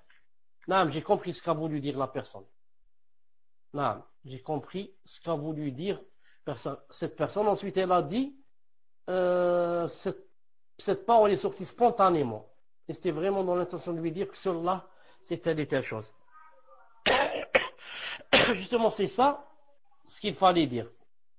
Il fallait dire, par exemple, c'est seul Allah subhanahu wa ta'ala qui sait ce qu'il y a dans les cœurs. C'est seul Allah ta'ala qui sait, qui juge, yawm al-qiyamah. C'est seul Allah ta'ala qui donne cette chose, et ainsi de suite. Naam. Surtout que la personne dit que c'est sorti spontanément sans qu'elle le veuille, pour qu'une parole devienne ou la soit un annulatif de l'islam, il faudrait que, premièrement, que cette parole en elle-même soit un annulatif, car si en elle-même ne l'est pas, elle ne peut pas l'être. Et deuxième condition, il faut que ça soit, pas spontanément, mais que j'ai la parole dans mon cœur et que je réfléchisse et que je la fasse sortir de mon cœur par le biais de ma langue sciemment et non pas spontanément. C'est pas elle sort d'elle-même, mais c'est moi qui l'ai fait sortir. C'est dans ce cas que ça devient un annulatif. Si la parole, comme j'ai dit en elle-même, est un annulatif.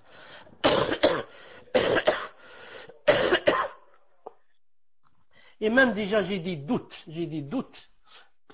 Quand on dit à quelqu'un lui tu es Dieu, j'ai des doutes qu'en elle-même cette phrase soit un annulatif. Parce que on ne veut pas dire à la personne que est-ce que tu es Dieu, réponds-moi. Non. Mais on veut lui dire que tu ne l'es pas. On veut lui dire que tu ne l'es pas. Même si de préférence on évite une phrase pareille, mais je dis à la personne que c'est pas ce qu'elle voulait dire d'un côté et de l'autre, elle l'a dit spontanément sans le vouloir. Donc le maximum à cette personne, c'est qu'elle dise plus cette phrase et qu'elle l'évite. Et que le mu'min, le croyant, le pieux, doit toujours choisir les phrases qui sont les plus adéquates avec l'alfaz al-nabawiyya, al-mustafawiyya, comme dit Ibn Taymiyyah, et shar'iyya. Naam. Wallah Azza wa Jal a'lam. Tfaddal. Donc nous allons passer à la 10e question. Question numéro 10. Et dernière question. Qu'Allah vous préserve, ya Cheikh, ainsi que les admins. Amin. Lors d'un précédent cours, vous nous avez expliqué que le mot kursi veut dire repose-pied ou piédestal. Mais dans beaucoup de livres de Aqidah, on traduit ce mot par trône. Dans un extrait de Da'wa numéro 1288 de Cheikh Ibn Baz, il est traduit par trône et non par piédestal. Est-ce une mauvaise traduction de l'arabe ou pas? Barakallahu fikum ya Cheikh. Jazakallahu khair ya Cheikh. Tfaddal. Oui, c'est une mauvaise traduction, très mauvaise et fausse. Et je suis sûr que Ibn Baz, rahimahullah ta'ala, et j'ai lu ça, et je suis sûr que Ibn Baz, rahimahullah ta'ala, n'a pas été au courant. Et on ne lui a pas dit comme ça en arabe, voilà, on a traduit ça par arsh. Si on lui a dit arsh, il aurait dit non, c'est pas arsh. Mais il a dû faire confiance au traducteur. Et on lui a dit que c'était un bon traducteur de Al-Sunnah al Jama'a. Il a dû lui faire confiance. Non, sinon, c'est une très mauvaise traduction. La plus mauvaise qu'elle soit. Non. Donc, voilà. Aujourd'hui, spécialement, si vous voulez, on va ajouter, Inch'Allah Ta'ala, 5 autres questions. On va ajouter 5 autres questions, bi'iznillahi ta'ala. Tfaddal. Jazakallahu khayran ya Cheikh. Bon, Cheikh, le temps que les questions arrivent, j'ai une question que le frère Habib a eue par une personne, donc je vais la lire. Bi'idhnillah. Elle est un peu longue. Donc, salam alaikum, j'étais une personne accrochée à ma religion, plein de certitudes, et par la suite, j'ai eu un appartement, j'ai vécu seul, je me suis plus isolé dans la solitude, et de plus, j'ai appris beaucoup et écouté le mal et les péchés des musulmans. Ça m'a beaucoup anéanti dans ma psychologie, sensibilisé, je suis devenu paranoïaque et je déteste beaucoup les musulmans, à l'apparence de la sunna à cause des problèmes. Je me dis des choses dans ma tête, je doute d'eux, j'ai plus de confiance et dégoûté. J'ai eu une autre image de la réalité car à la base je suis une personne très sensible et très bonne dans la bonté. Et le fait de savoir tout ça m'a détruit moralement, ça m'a éloigné de la jama'a et je reste seul chez moi. Et j'ai contracté une phobie sociale due à la solitude. J'ai commencé à faire des péchés chez moi, comme délaisser la salade, etc., à cause de l'isolement, de rester seul. Ça a contracté des waswas, doutes, je ne fréquente plus les gens, car je me sens très mal devant les gens. Quand je sors, j'ai automatiquement des gros waswas, je me sens très mal et mon comportement change. Veuillez me conseiller, cher, qu'Allah vous comble, barakallahu fik. Juste si je peux rajouter quelque chose, cher, c'est pas très logique. Donc je pense que la personne doit être peut-être touchée, car elle dit qu'elle déteste les musulmans par rapport à tous les péchés qu'ils commettent et ainsi de suite, ceux qui ont l'apparence de la sunna, mais après elle-même a commis des péchés. Donc, Wallahu a'lam, ya cher, vous allez nous dire ce qu'il en est, mais je pense que la personne doit être touchée, Wallahu a'lam. Tfadal, ya cher. Une seconde, Inch'Allah Ta'ala, on va reprendre les questions-réponses dans 2 minutes ou 3, Inch'Allah Ta'ala. Salam. Naam, cher, tfadal. Wa alaykoum salam wa rahmatullahi wa barakatuh. Donc, juste, je voulais rajouter quelque chose par rapport au cours de cher. Donc, les cours sont le lundi, le mercredi et le samedi. Donc, dorénavant, ça sera soit 18h45, voire 19h, comme nous a dit cher tout à l'heure. Qu'est-ce que je voulais rajouter? Il y a une chaîne Telegram, il y a le Twitter, donc Akhi Fawzi, ou un autre admin, si vous pouvez mettre tout cela sur la room. Il y a aussi le site de Cher. Naam, il y a Akhi Habib. Donc si quelqu'un peut mettre les liens, barakallahu fikum. Donc par rapport à cela, il y a Akhi Habib, on avait dit j'ai eu un message donc on avait dit de bloquer vos PV. Il faut bloquer vos PV. Donc comme avait dit Cher, on vous demande de bloquer vos PV. Après, si les personnes se font embêter, nous on n'est pas responsable parce qu'on vous dit de bloquer vos PV. Donc pour bloquer les PV, Akhi Fawzi, si tu veux bien autrement je vais le faire, ça va être donc il faut aller dans Messenger, préférences. Lorsqu'on est dans préférences, il faut aller sur privacy option, et là on met juste allow contact list.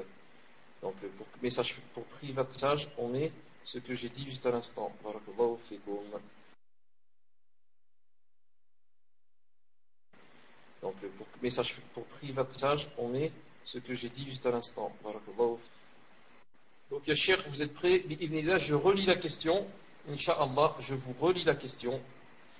J'étais une personne accrochée à ma religion, plein de certitudes, et par la suite j'ai eu un appartement. Donc la personne a eu un appartement. Est-ce qu'on peut nous dire si c'est un frère ou une sœur qui pose la question? Si Habib peut l'écrire, je continue la question. Donc la personne dit, j'ai eu un appartement, j'ai vécu seul, c'est un frère. J'ai vécu seul, je me suis isolé dans la solitude, et de plus j'ai appris beaucoup et écouté le mal et les péchés des musulmans. Ça m'a beaucoup anéanti dans ma psychologie. Sensibilisé, je suis devenu paranoïaque et je déteste beaucoup les musulmans, à l'apparence sunna. À cause des problèmes, je me dis des choses dans ma tête, je doute d'eux, plus de confiance et dégoûté. J'ai eu une autre image de la réalité, car à la base, je suis une personne très sensible et très bonne dans la bonté. Et le fait de savoir tout ça m'a détruit moralement, ça m'a éloigné de la jama'a. Je reste seul chez moi et j'ai contracté une phobie sociale due à la solitude. J'ai commencé à faire des péchés chez moi, comme délaisser la salat, etc. À cause de l'isolement, de rester seul, ça a contracté des wasawis, des doutes. Je ne fréquente plus les gens, car je me sens très mal devant les gens. Quand je sors, j'ai automatiquement des gros wasawis, je me sens très mal et mon comportement change. Veuillez me conseiller, cher, qu'Allah vous comble. Barakallahu fik. Tfadal les cher. Wa jazakallahu khayran. Naam. Il y a 2 choses très importantes ici à dire. La première, c'est que yani Allah subhanahu wa ta'ala nous a ordonné de suivre l'islam et ne nous a pas ordonné de suivre les musulmans et de les prendre comme modèle. Donc lui, quand il voit les musulmans faire ceci, cela, ça doit l'attrister. Ça nous chagrine quand on voit un musulman, surtout s'il a l'apparence de la sunna, il fait telle et telle chose. Ou là on voit une sœur avec djilbab, etc., elle fait telle et telle chose. Ça nous attriste, ça nous chagrine. Mais alhamdoulilah, ce n'est pas mon modèle. Ce n'est pas elle ou l'autre qui sont mon modèle. Mon modèle c'est qui? C'est le prophète sallallahu alayhi wa sallam. لَقَدْ كَانَ لَكُمْ فِي رَسُولِ اللَّهِ إِسْوَةٌ et uswatun hasana. Donc c'est le prophète sallallahu alayhi wa sallam. Et à la rigueur aussi c'est les sahaba radiyallahu ta'ala anhum. Mais ce n'est pas n'importe qui. n'importe quel musulman, maintenant, il va faire des fautes, etc. Je vais dire c'est l'islam qui a fait ça ou là. Et comme m'a dit quelqu'un de très connu, alhamdoulilah, quelqu'un reconverti, un Français qui s'est reconverti, il a dit, alhamdoulilah, louange à Allah, que j'ai connu l'islam avant de connaître les musulmans. Alhamdoulilah, que j'ai connu l'islam avant de connaître les musulmans. Naam. Donc ça, c'est la première des choses qu'il faut mettre dans la tête. Le modèle, c'est l'islam, c'est le Coran et la Sunna. Et ce n'est pas les gens et les musulmans. Et la deuxième des choses, c'est que c'est très dangereux pour une personne de rester comme ça seule et de vivre esselée, loin des gens. Très, très, dangereux. Le prophète, sallallahu alayhi wa sallam, a dit dans un hadith authentique, qui se trouve dans les livres de Sheikh al-Albani, Sahih al-Jami' et les autres, il a dit Inna ash-shaytana ma'al wahid wa innahu min al-ithnayni ab'ad. Il a dit le shaytan est avec la personne esselée et il est loin de deux personnes. Quand on est deux et plus, il est loin. Quand on est seul, il est avec nous. Il nous tient compagnie. Donc quelqu'un va dire, donc maintenant, si je vis seul, comment je fais? Je suis célibataire, je vis seul. Je suis divorcé, je vis seul. Je n'ai pas d'enfant, je vis seul dans mon appartement. Comment je fais? Donc je suis avec le shaitan. Je lui dis, le shaitan, quand tu es seul, le hadith a dit qu'il va être avec toi. Mais ça ne veut pas dire que tu ne peux pas le chasser, tu le chasses. Naam, en étant toujours sous la haute surveillance. Je me surveille, je ne me laisse pas aller. Naam. Et ensuite, je peux être seul, mais avec les gens. Comment cela? Bien sûr, quand je suis seul, qu'est-ce que je vais faire? Ça dépend. Si maintenant je vais regarder la télé et je vais voir des choses qui ne sont pas bien. Donc maintenant, je suis avec les gens, avec les shayatines. Je ne suis pas avec le shaitan, comme a dit le prophète. Avec les shayatines. Tous les shayatines sont avec moi maintenant. À la télé, dans la maison. Ils sont contents de ce que je vois. Mais, si par contre, maintenant, je vais ouvrir les livres des Sahaba, et je vais ouvrir les livres du tafsir, les livres du fiqh, les livres de la sira, les livres de la aqida, je suis avec qui? Je suis avec le prophète sallallahu alayhi wa sallam, avec les sahaba, avec les tabi'un, avec les grands savants. Naam, je suis plus seul. Je suis plus seul. Car le shaitan est avec le seul quand il est seul. Naam, il met sa main sous sa joue et commence à penser. Commence à penser, c'est quoi cette vie, c'est quoi ceci, c'est quoi cela. Ici, le shaitan va venir. Mais moi, je lui laisse pas de temps. Naam. Je suis avec les livres, je suis avec les cours, je suis à cap sur tête, en train d'écouter les shuruhat de Sheikh Ibn Uthaymin, de Sheikh Ibn Baz, de Sulaiman Ruhaili, de Mohamed Ben Hadi Madkhali, de Sheikh Rabi' de Hafidhahullah. Et comme ça, là, je ne laisse plus de temps à qui? Au shaitan. Je dis à cette personne, il faut casser ce mur qui a fait de sorte que tu t'es éloigné des frères. Et le prophète alayhi salam a dit que Inna Allah ma'al jama'a. Naam. Allah subhanahu wa ta'ala était avec la jama'a. Et que je dois avoir des contacts avec des frères. Et si je suis une sœur, je dois avoir des contacts avec des sœurs. Les sœurs qui sont comme moi, dans le même minhaj, et qui sont mieux que moi, dans le bon comportement, dans la science, dans ceci. Les voir, ça fait déjà monter la foi, bi'idhnillahi ta'ala. Naam.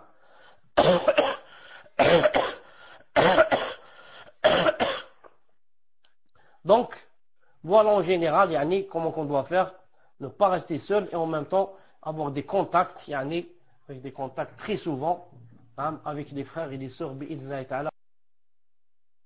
Donc, j'ai compris, Cheikh resté déconnecté, Khair, Inch'Allah. Donc, le temps que Cheikh revienne. On rappelle lundi, mercredi, samedi, 18h45, 19h, les cours de Cheikh commenceront désormais. Pour ce qui est alors d'être au courant de s'il y a cours ou pas, vous avez la chaîne Telegram. Donc si un frère peut mettre le lien de la chaîne Telegram de Cheikh Chalabi, et vous avez aussi le Twitter de Cheikh Chalabi, mais par contre sur le Twitter, Cheikh ne dira juste s'il y a cours. Non, pardon, s'il n'y a pas cours. Cheikh dira sur son Twitter s'il n'y a pas cours. Autrement, s'il ne met rien sur son Twitter, c'est qu'il y a cours. Voilà. Donc voilà la chaîne Telegram. Barakallahu fik ya akhi. Donc voilà. On attend le retour de Cheikh. Barakallahu fikum. Vous m'entendez? Taïb, je ne sais pas exactement quand je me suis déconnecté. Est-ce que vous pouvez me dire où est-ce que je me suis arrêté ou bien avez-vous tout entendu? Je ne sais pas.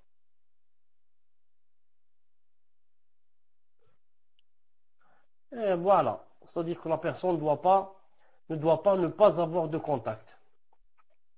Les contacts, avec les frères qui sont comme nous et mieux que nous, c'est très important. C'est très important. C'est très, très important. Ça permet de se fortifier dans la foi. Ça permet de s'encourager. Et de dire, tu vois, je ne suis pas le seul là. Alhamdulillah, on est, masha'Allah, on est un groupe. On est comme ça. Ça donne même la douceur de la foi. Et quand on s'en détache, on va dire, je vais adorer Allah seul, je vais fermer la porte de ma chambre et adorer Allah subhanahu wa ta'ala seul, je ne veux aucun contact. La plupart du temps, on ne peut pas continuer. La plupart du temps, on ne peut pas continuer. Et petit à petit, on commence à délaisser les choses, ensuite à grouper entre la salade, ensuite à délaisser la salade carrément. Allah subhanahu wa ta'ala nous aide. Tfaddal. Jazakallahu khayran, Cheikh. Donc nous allons passer à la question numéro 12. Qu'Allah vous préserve, Cheikh, comment faire pour se repentir d'un vol, d'une chose haram. Exemple, une personne vole de la drogue et la vend. Que doit-elle faire? Allah dit le vol et en plus de la drogue. Allahu Akbar. Faudra Cheikh. Donc il dit, comment faire pour se repentir d'un vol, d'une chose haram. Exemple, une personne vole de la drogue et la vend. Je crois que la bonne question aurait été de dire ça au passé. Je crois que c'est ça. Donc je sors et je reviens, Inch'Allah ta'ala. Vous m'entendez? Vous m'entendez? Donc celui qui a volé quelque chose de haram, mais il a vendu. Il a vendu. Il a fait. Et vous voyez les péchés qu'il a fait. Il a volé. Il a vendu le haram. Il a vendu le haram. Voler de la drogue et la vendre. Salam alaikum. Donc une personne qui a volé une chose haram et aussi l'a vendue, qu'elle fasse le repentir avec les conditions, qu'elle demande à Allah subhanahu wa ta'ala pardon. Et toute personne qui a volé une chose autrefois, et que cette chose est toujours chez elle, elle doit la rendre à la personne. Ou bien, si elle ne connaît pas la personne, par exemple la vendre et donner cet argent au nécessiteux avec l'intention que c'est pour la personne que j'ai volé. Si je ne sais pas où trouver la personne. À condition, quelle condition? À condition que la chose volée n'est pas haram. Vous comprenez? À condition que la chose volée n'est pas haram.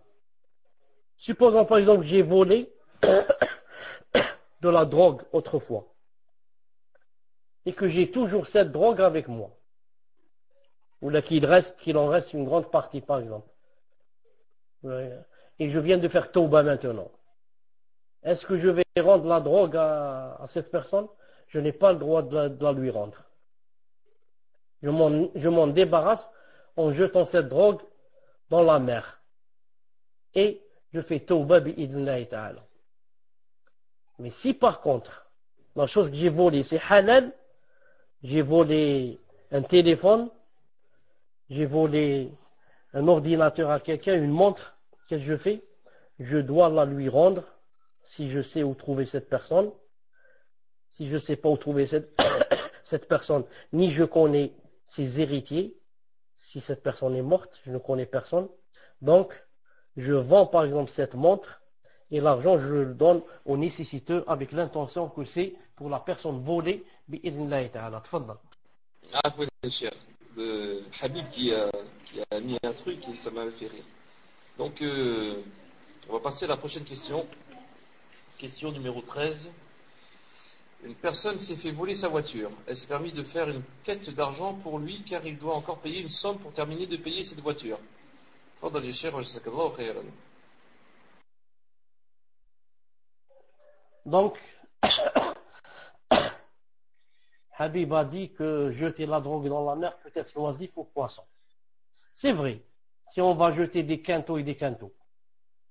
Moi, je parlais Annie, de quelques grammes. Il m'en reste par exemple 200 grammes ou 300 grammes ou 500 grammes ou quelque chose comme ça. Une personne s'est fait voler sa voiture. Est-ce permis de faire une quête d'argent pour lui car il doit encore payer une somme pour terminer de payer cette voiture? Est-ce permis de faire une quête d'argent? Ce n'est pas seulement permis, c'est même conseillé. Comme a dit le prophète dans un hadith Hassan. Cheikh Al-Albani a dit hadith Hassan dans le Mishkat. Il a dit أنفع الناس أنفعهم للناس, c'est-à-dire que les meilleurs des gens, les meilleurs des gens, ce sont ceux qui sont les plus utiles par rapport aux autres. Le meilleur gens, c'est celui qui est jeune et passe la nuit à prier. Ça c'est bien, c'est masha'Allah.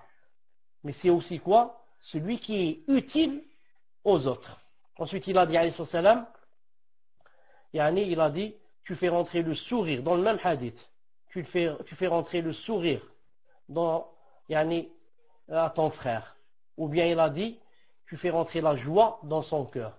Ou bien il a dit, tu chasses de lui un souci. Et ici, celui-là, celui à qui on a volé sa voiture, c'est devenu un souci pour lui ou pas? Un grand souci. Non. Et quand il a dit ici, on va faire une quête d'argent pour l'aider à ce qu'il achète une voiture. Si tu l'aides à acheter une voiture, tu vas rentrer une joie dans son cœur ou pas? Une grande joie. Et quand il sent qu'il y a des gens qui sont autour de lui pour l'aider, il va sentir de la joie, il ne va pas sentir. Il va sentir de la joie. Et comme ça. Non. Tout ça, si la personne le fait pour le visage d'Allah subhanahu wa ta'ala, et que cette personne, bien sûr, est connue, que c'est une personne, c'est-à-dire normale, on ne connaît pas de mal d'elle. Ce n'est pas une personne qui, avec sa voiture, ne cesse de faire monter les femmes dans sa voiture pour aller faire le haram et pour aller danser, etc. Celui-là, je ne l'aide pas.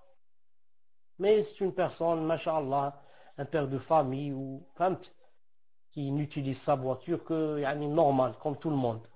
Celui-là, je l'aide, Inch'Allah ta'ala. Si je le fais pour le visage d'Allah, Inch'Allah ta'ala, j'aurai beaucoup de récompenses. Naam, tfaddal. 14, question d'un frère qui demande: est-il obligatoire de prier sur notre prophète alayhi salatu wassalam quand le mu'addin prononce son nom, son prénom? Est-ce qu'il est obligatoire de prier sur lui alayhi salatu wassalam? Tfaddal ya Cheikh wa jazakallahu khayran. Nous, les musulmans, on a deux choses. La première, on adore qu'Allah Azza wa Jal. On n'adore pas autre chose en dehors de lui ou bien avec lui. Et la deuxième des choses, on ne l'adore qu'avec sa législation. On ne l'adore pas avec nos passions et notre philosophie. Or, le prophète sallallahu alayhi wa sallam nous a montré comment qu'on fait et qu'est-ce qu'on dit si on entend l'adhan. Il a dit, dites comme il dit. Dites comme il dit. Et quand il termine, faites la prière sur moi et demandez-moi l'ouasila. Donc, quand il a dit dites comme il dit, ça veut dire, quand il dit Ashhadu an la ilaha illallah, je dis ashhadu an la ilaha illallah. Et je ne dis pas par exemple ashhadu an la ilaha illallah azza wa jal. Ashhadu an la ilaha illallah ar-Rahman ar-Rahim. Non. Je dis exactement comme dit le mu'adhin. Ashhadu an la ilaha illallah. Et quand on arrive ashhadu anna Muhammadan Rasulullah, je dis seulement ashhadu anna Muhammadan Rasulullah. Et je ne dis pas ashhadu anna Muhammadan sallallahu alayhi wa sallam Rasulullah. Ou je ne dis pas ashhadu anna Muhammadan Rasulullah sallallahu alayhi wa sallam. Tout ça pourquoi? Est-ce que parce que je n'aime pas le prophète islam? Est-ce que parce que je n'aime pas faire la prière sur lui? Réponse, non. C'est parce que je n'aime pas la bid'a, c'est tout. C'est parce que j'aime, tellement j'aime le prophète islam que je me suffis à ce qu'il m'a ordonné de dire et ordonné de faire. C'est comme dans le tashahhud. Quand je dis tahiyatullah zakat, ensuite je dis ashhadu an la ilaha illallah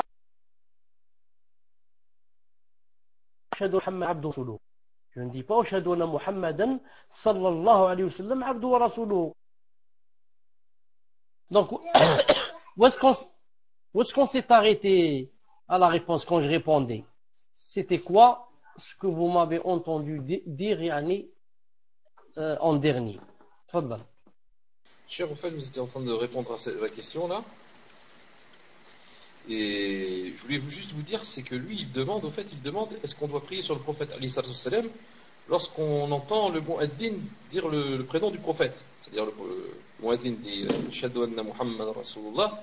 Est-ce qu'on doit dire sallallahu alayhi wa sallam lorsqu'on entend le mu'adhin, lorsqu'il dit le prénom du prophète alayhi salatu wa salam? Tfadal Cheikh. Justement, Akhi Mahmoud, tout ce que j'ai dit depuis tout à l'heure, c'était pour dire qu'on ne dit pas. Et que nous, on adore Allah subhanahu wa ta'ala avec sa législation. Et que le prophète sallam nous a pas dit de dire. Il nous a dit répétez ce que dit le mu'adhin. Il n'a pas dit dites alayhi salam. Et moi aussi je répète ce qu'a dit le mu'adhin. Le mu'adhin n'a pas dit alayhi salam. Il a dit shahadu anna Muhammadan Rasulullah. C'est tout. Et moi je dis shahadu anna Muhammadan Rasulullah. Voilà ce que je veux dire. La même chose dans le tashahhud. Je ne dis pas ashhadu anna Muhammadan sallallahu alayhi wa sallam. Ashhadu anna Muhammadan abd. Naam.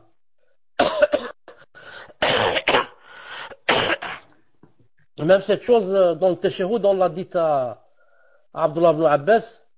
Il a dit oui, je sais que Muhammad c'est Rasulullah, ou bien je sais que Allah c'est Azza wa Jal, mais nous on se suffit à ce qu'il y a dans la sunna. Juste pour terminer, il y a une sunna que beaucoup de gens ne connaissent pas.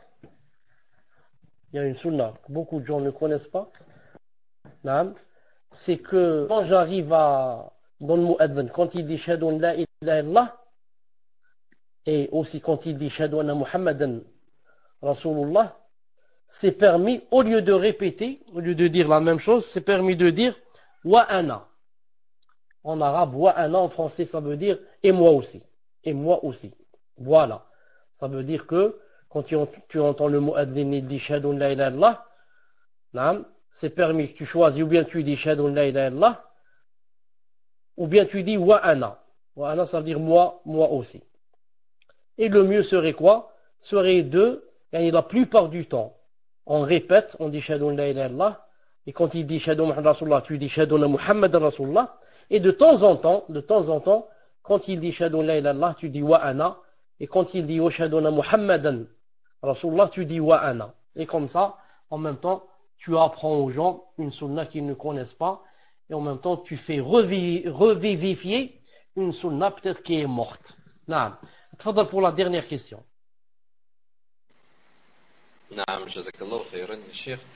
Donc, on va passer à la 15e et dernière question, qui est, Afwan, je remets avec Baylux. Est-il recommandé de glorifier ou d'exalter notre Seigneur quand il est cité comme on le fait avec la prière sur le prophète sallallahu alayhi wa sallam?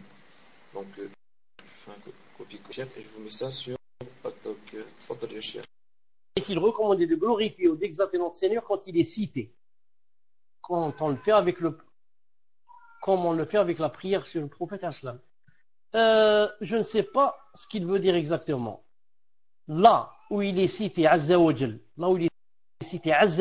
naam, par exemple dans le Coran ou dans la Sunna, dans les invocations, etc., on se suffit à ce qu'a dit le prophète alayhi salam. Naam. C'est comme, je reviens au tashahhud. Quand tu dis tahiyatullah, ensuite tu dis wa ashhadu an la ilaha illallah. Naam. Tu dis pas par exemple wahdahu la sharika lah. Ashhadu an la ilaha illallah wa ashhadu anna Muhammadan abduhu wa rasuluhu. Tu n'ajoutes pas toi des choses wa ashhadu an la ilaha illallah azza wa jalla, la ilaha illallah al-azim, ashhadu an la ilaha illallah ar-rahman ar-rahim. Tout ça tu l'ajoutes pas. Tu te suffis à exécuter à la lettre ce que t'a appris le prophète sallallahu alayhi wa sallam. C'est pour ça que quand tu lis le Coran, par exemple tu vas lire, tu dis alif lam mim, Allahu la ilaha illa huwa al-hayyul qayyum. Quand tu dis Allahu la ilaha illa huwa, ou bien ayat al-kursi, Allahu la ilaha illa huwa al-hayyul qayyum, tu vas pas dire Allahu azza wa jal la ilaha illa hu et tu rahman rahim, tu vas ajouter des choses. Non. Non, tu l'exaltes et tu le glorifies quand c'est toi qui dis des choses de lui, par exemple. Comme disaient les savants, ils disent c'est pas bien de te dire par exemple Allah a dit cette chose. Tu dis Allah Ta'ala, Allah Azza wa Jal, Allah Jalla fi'ulah. Et comme ça. C'est-à-dire quand c'est toi qui dis des choses, c'est toi qui parles de lui, Azza wa Jal. C'est toi qui as écrit quelque chose de lui, Azza wa Jal. Tu dis pas seulement Allah. Tu dis Allah Azza wa Jal. Allah, Naam, Jalla fi'ulah. Et comme ça. Mais si par contre c'est du Coran ou bien c'est des hadiths et des invocations, on se suffit à ce qu'il y a sans rajouter d'autres choses, bi'idhnillahi ta'ala. Naam.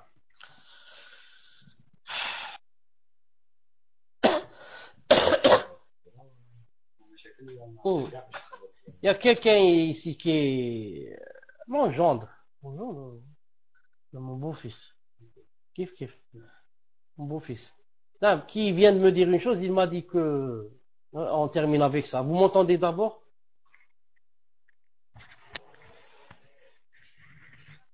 Alhamdoulilah. Bon, pour l'argent de la drogue, comment la personne doit s'en débarrasser? Car la drogue avait été vendue, mais maintenant il y a de l'argent de la drogue. Et c'est cet argent-là que la personne veut savoir ce qu'elle en fait. C'est pas comme ça que j'ai compris tout à l'heure la question. C'est pas comme ça que j'ai compris tout à l'heure la question. Cet argent, Inch'Allah Ta'ala, la personne doit s'en débarrasser en le donnant à des nécessiteux. C'est plein de gens nécessiteux qui n'ont pas d'argent ou bien leur paye ne leur suffit pas ou bien n'ont pas pour acheter les médicaments et comme ça et comme ça. Donc ils s'en débarrassent en le donnant aux nécessiteux bi'idnillahi subhanahu wa ta'ala. Si lui, il en garde une partie pour lui, une petite partie, parce que vraiment il rentre aussi dans les nécessiteux, il y en a qui ont dit il peut. Non. Mais à la base, c'est pas lui. À la base, c'est les autres les nécessiteux. Ensuite, puisqu'on parle de nécessiteux, etc., je disais que mon beau-fils vient de me dire maintenant qu'il y avait, ou bien qu'il y a une sœur en Égypte. Et que cette sœur, les frères ou les sœurs, je ne sais qui exactement, avaient l'habitude de l'aider. Et qu'ils ont entendu de moi, quand j'ai parlé comme ça en général une fois, que j'ai dit qu'on ne donne pas son argent à une personne qu'on ne connaît pas. Alors ils ont arrêté de l'aider. Et que cette personne maintenant est dans les mashakil. Et n'a plus d'aide, etc. Je dis, je n'ai pas parlé moi de cette personne. C'est pas elle que j'ai visé quand j'ai dit qu'il ne faut pas donner à une personne qu'on ne connaît pas. Naam. Au contraire, une personne pareille, on doit l'aider. Une personne pareille qui, on sait déjà, a fait hijra, fissabillah, pour aller là-bas, ensuite, on la laisse coincer comme ça. Pourquoi? Parce qu'on ne la connaît pas. Je ne suis pas obligé de la connaître tant que je sais maintenant qu'elle a fait la hijra, fissabillah, et qu'elle porte le djilbab, et qu'elle a besoin d'aide. Si c'était un kafir, je peux l'aider. Un kafir. Voilà, là-bas, un chrétien qui est dans des mashakil, il n'a pas de quoi payer, il n'a pas de quoi manger. Je peux l'aider. Surtout si j'ai dans l'intention que pour lui montrer c'est quoi l'islam. Alors qu'en est-il maintenant? Une de nos sœurs ou là, un de nos frères coincé là-bas, ensuite je dis que je ne le connais pas. Je le connais celui-là. Comment je le connais? Je le connais que c'est un frère. Fillah. Je le vois à la mosquée, je ne connais pas de mal de lui. On m'a pas dit que voilà ce qu'il fait. Non. Et encore, même si on m'a dit voilà ce qu'il fait, et maintenant il est dans ce qu'on appelle le pétrin. Il est dans le pétrin, il est coincé. Non.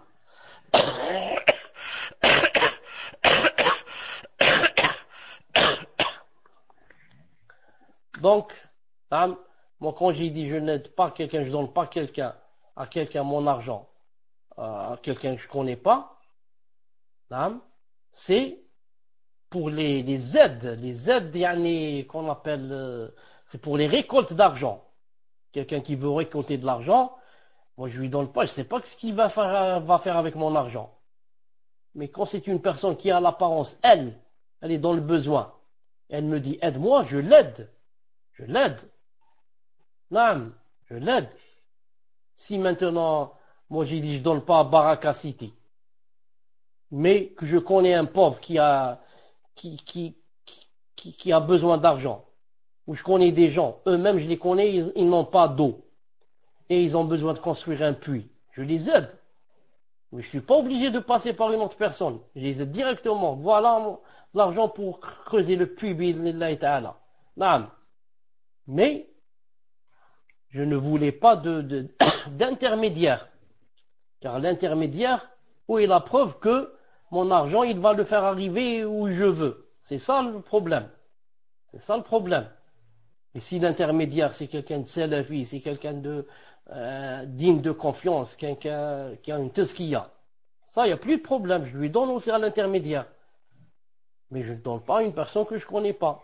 Non, surtout si je connais d'elle, cette personne, je connais d'elle que elle fréquente n'importe qui, et je ne sais quoi. Non. On se rencontre, Inch'Allah Ta'ala, dans 2 jours. سبحانك اللهم وبحمدك أشهد أن لا إله إلا أنت أستغفرك وأتوب إليك السلام عليكم ورحمة الله وبركاته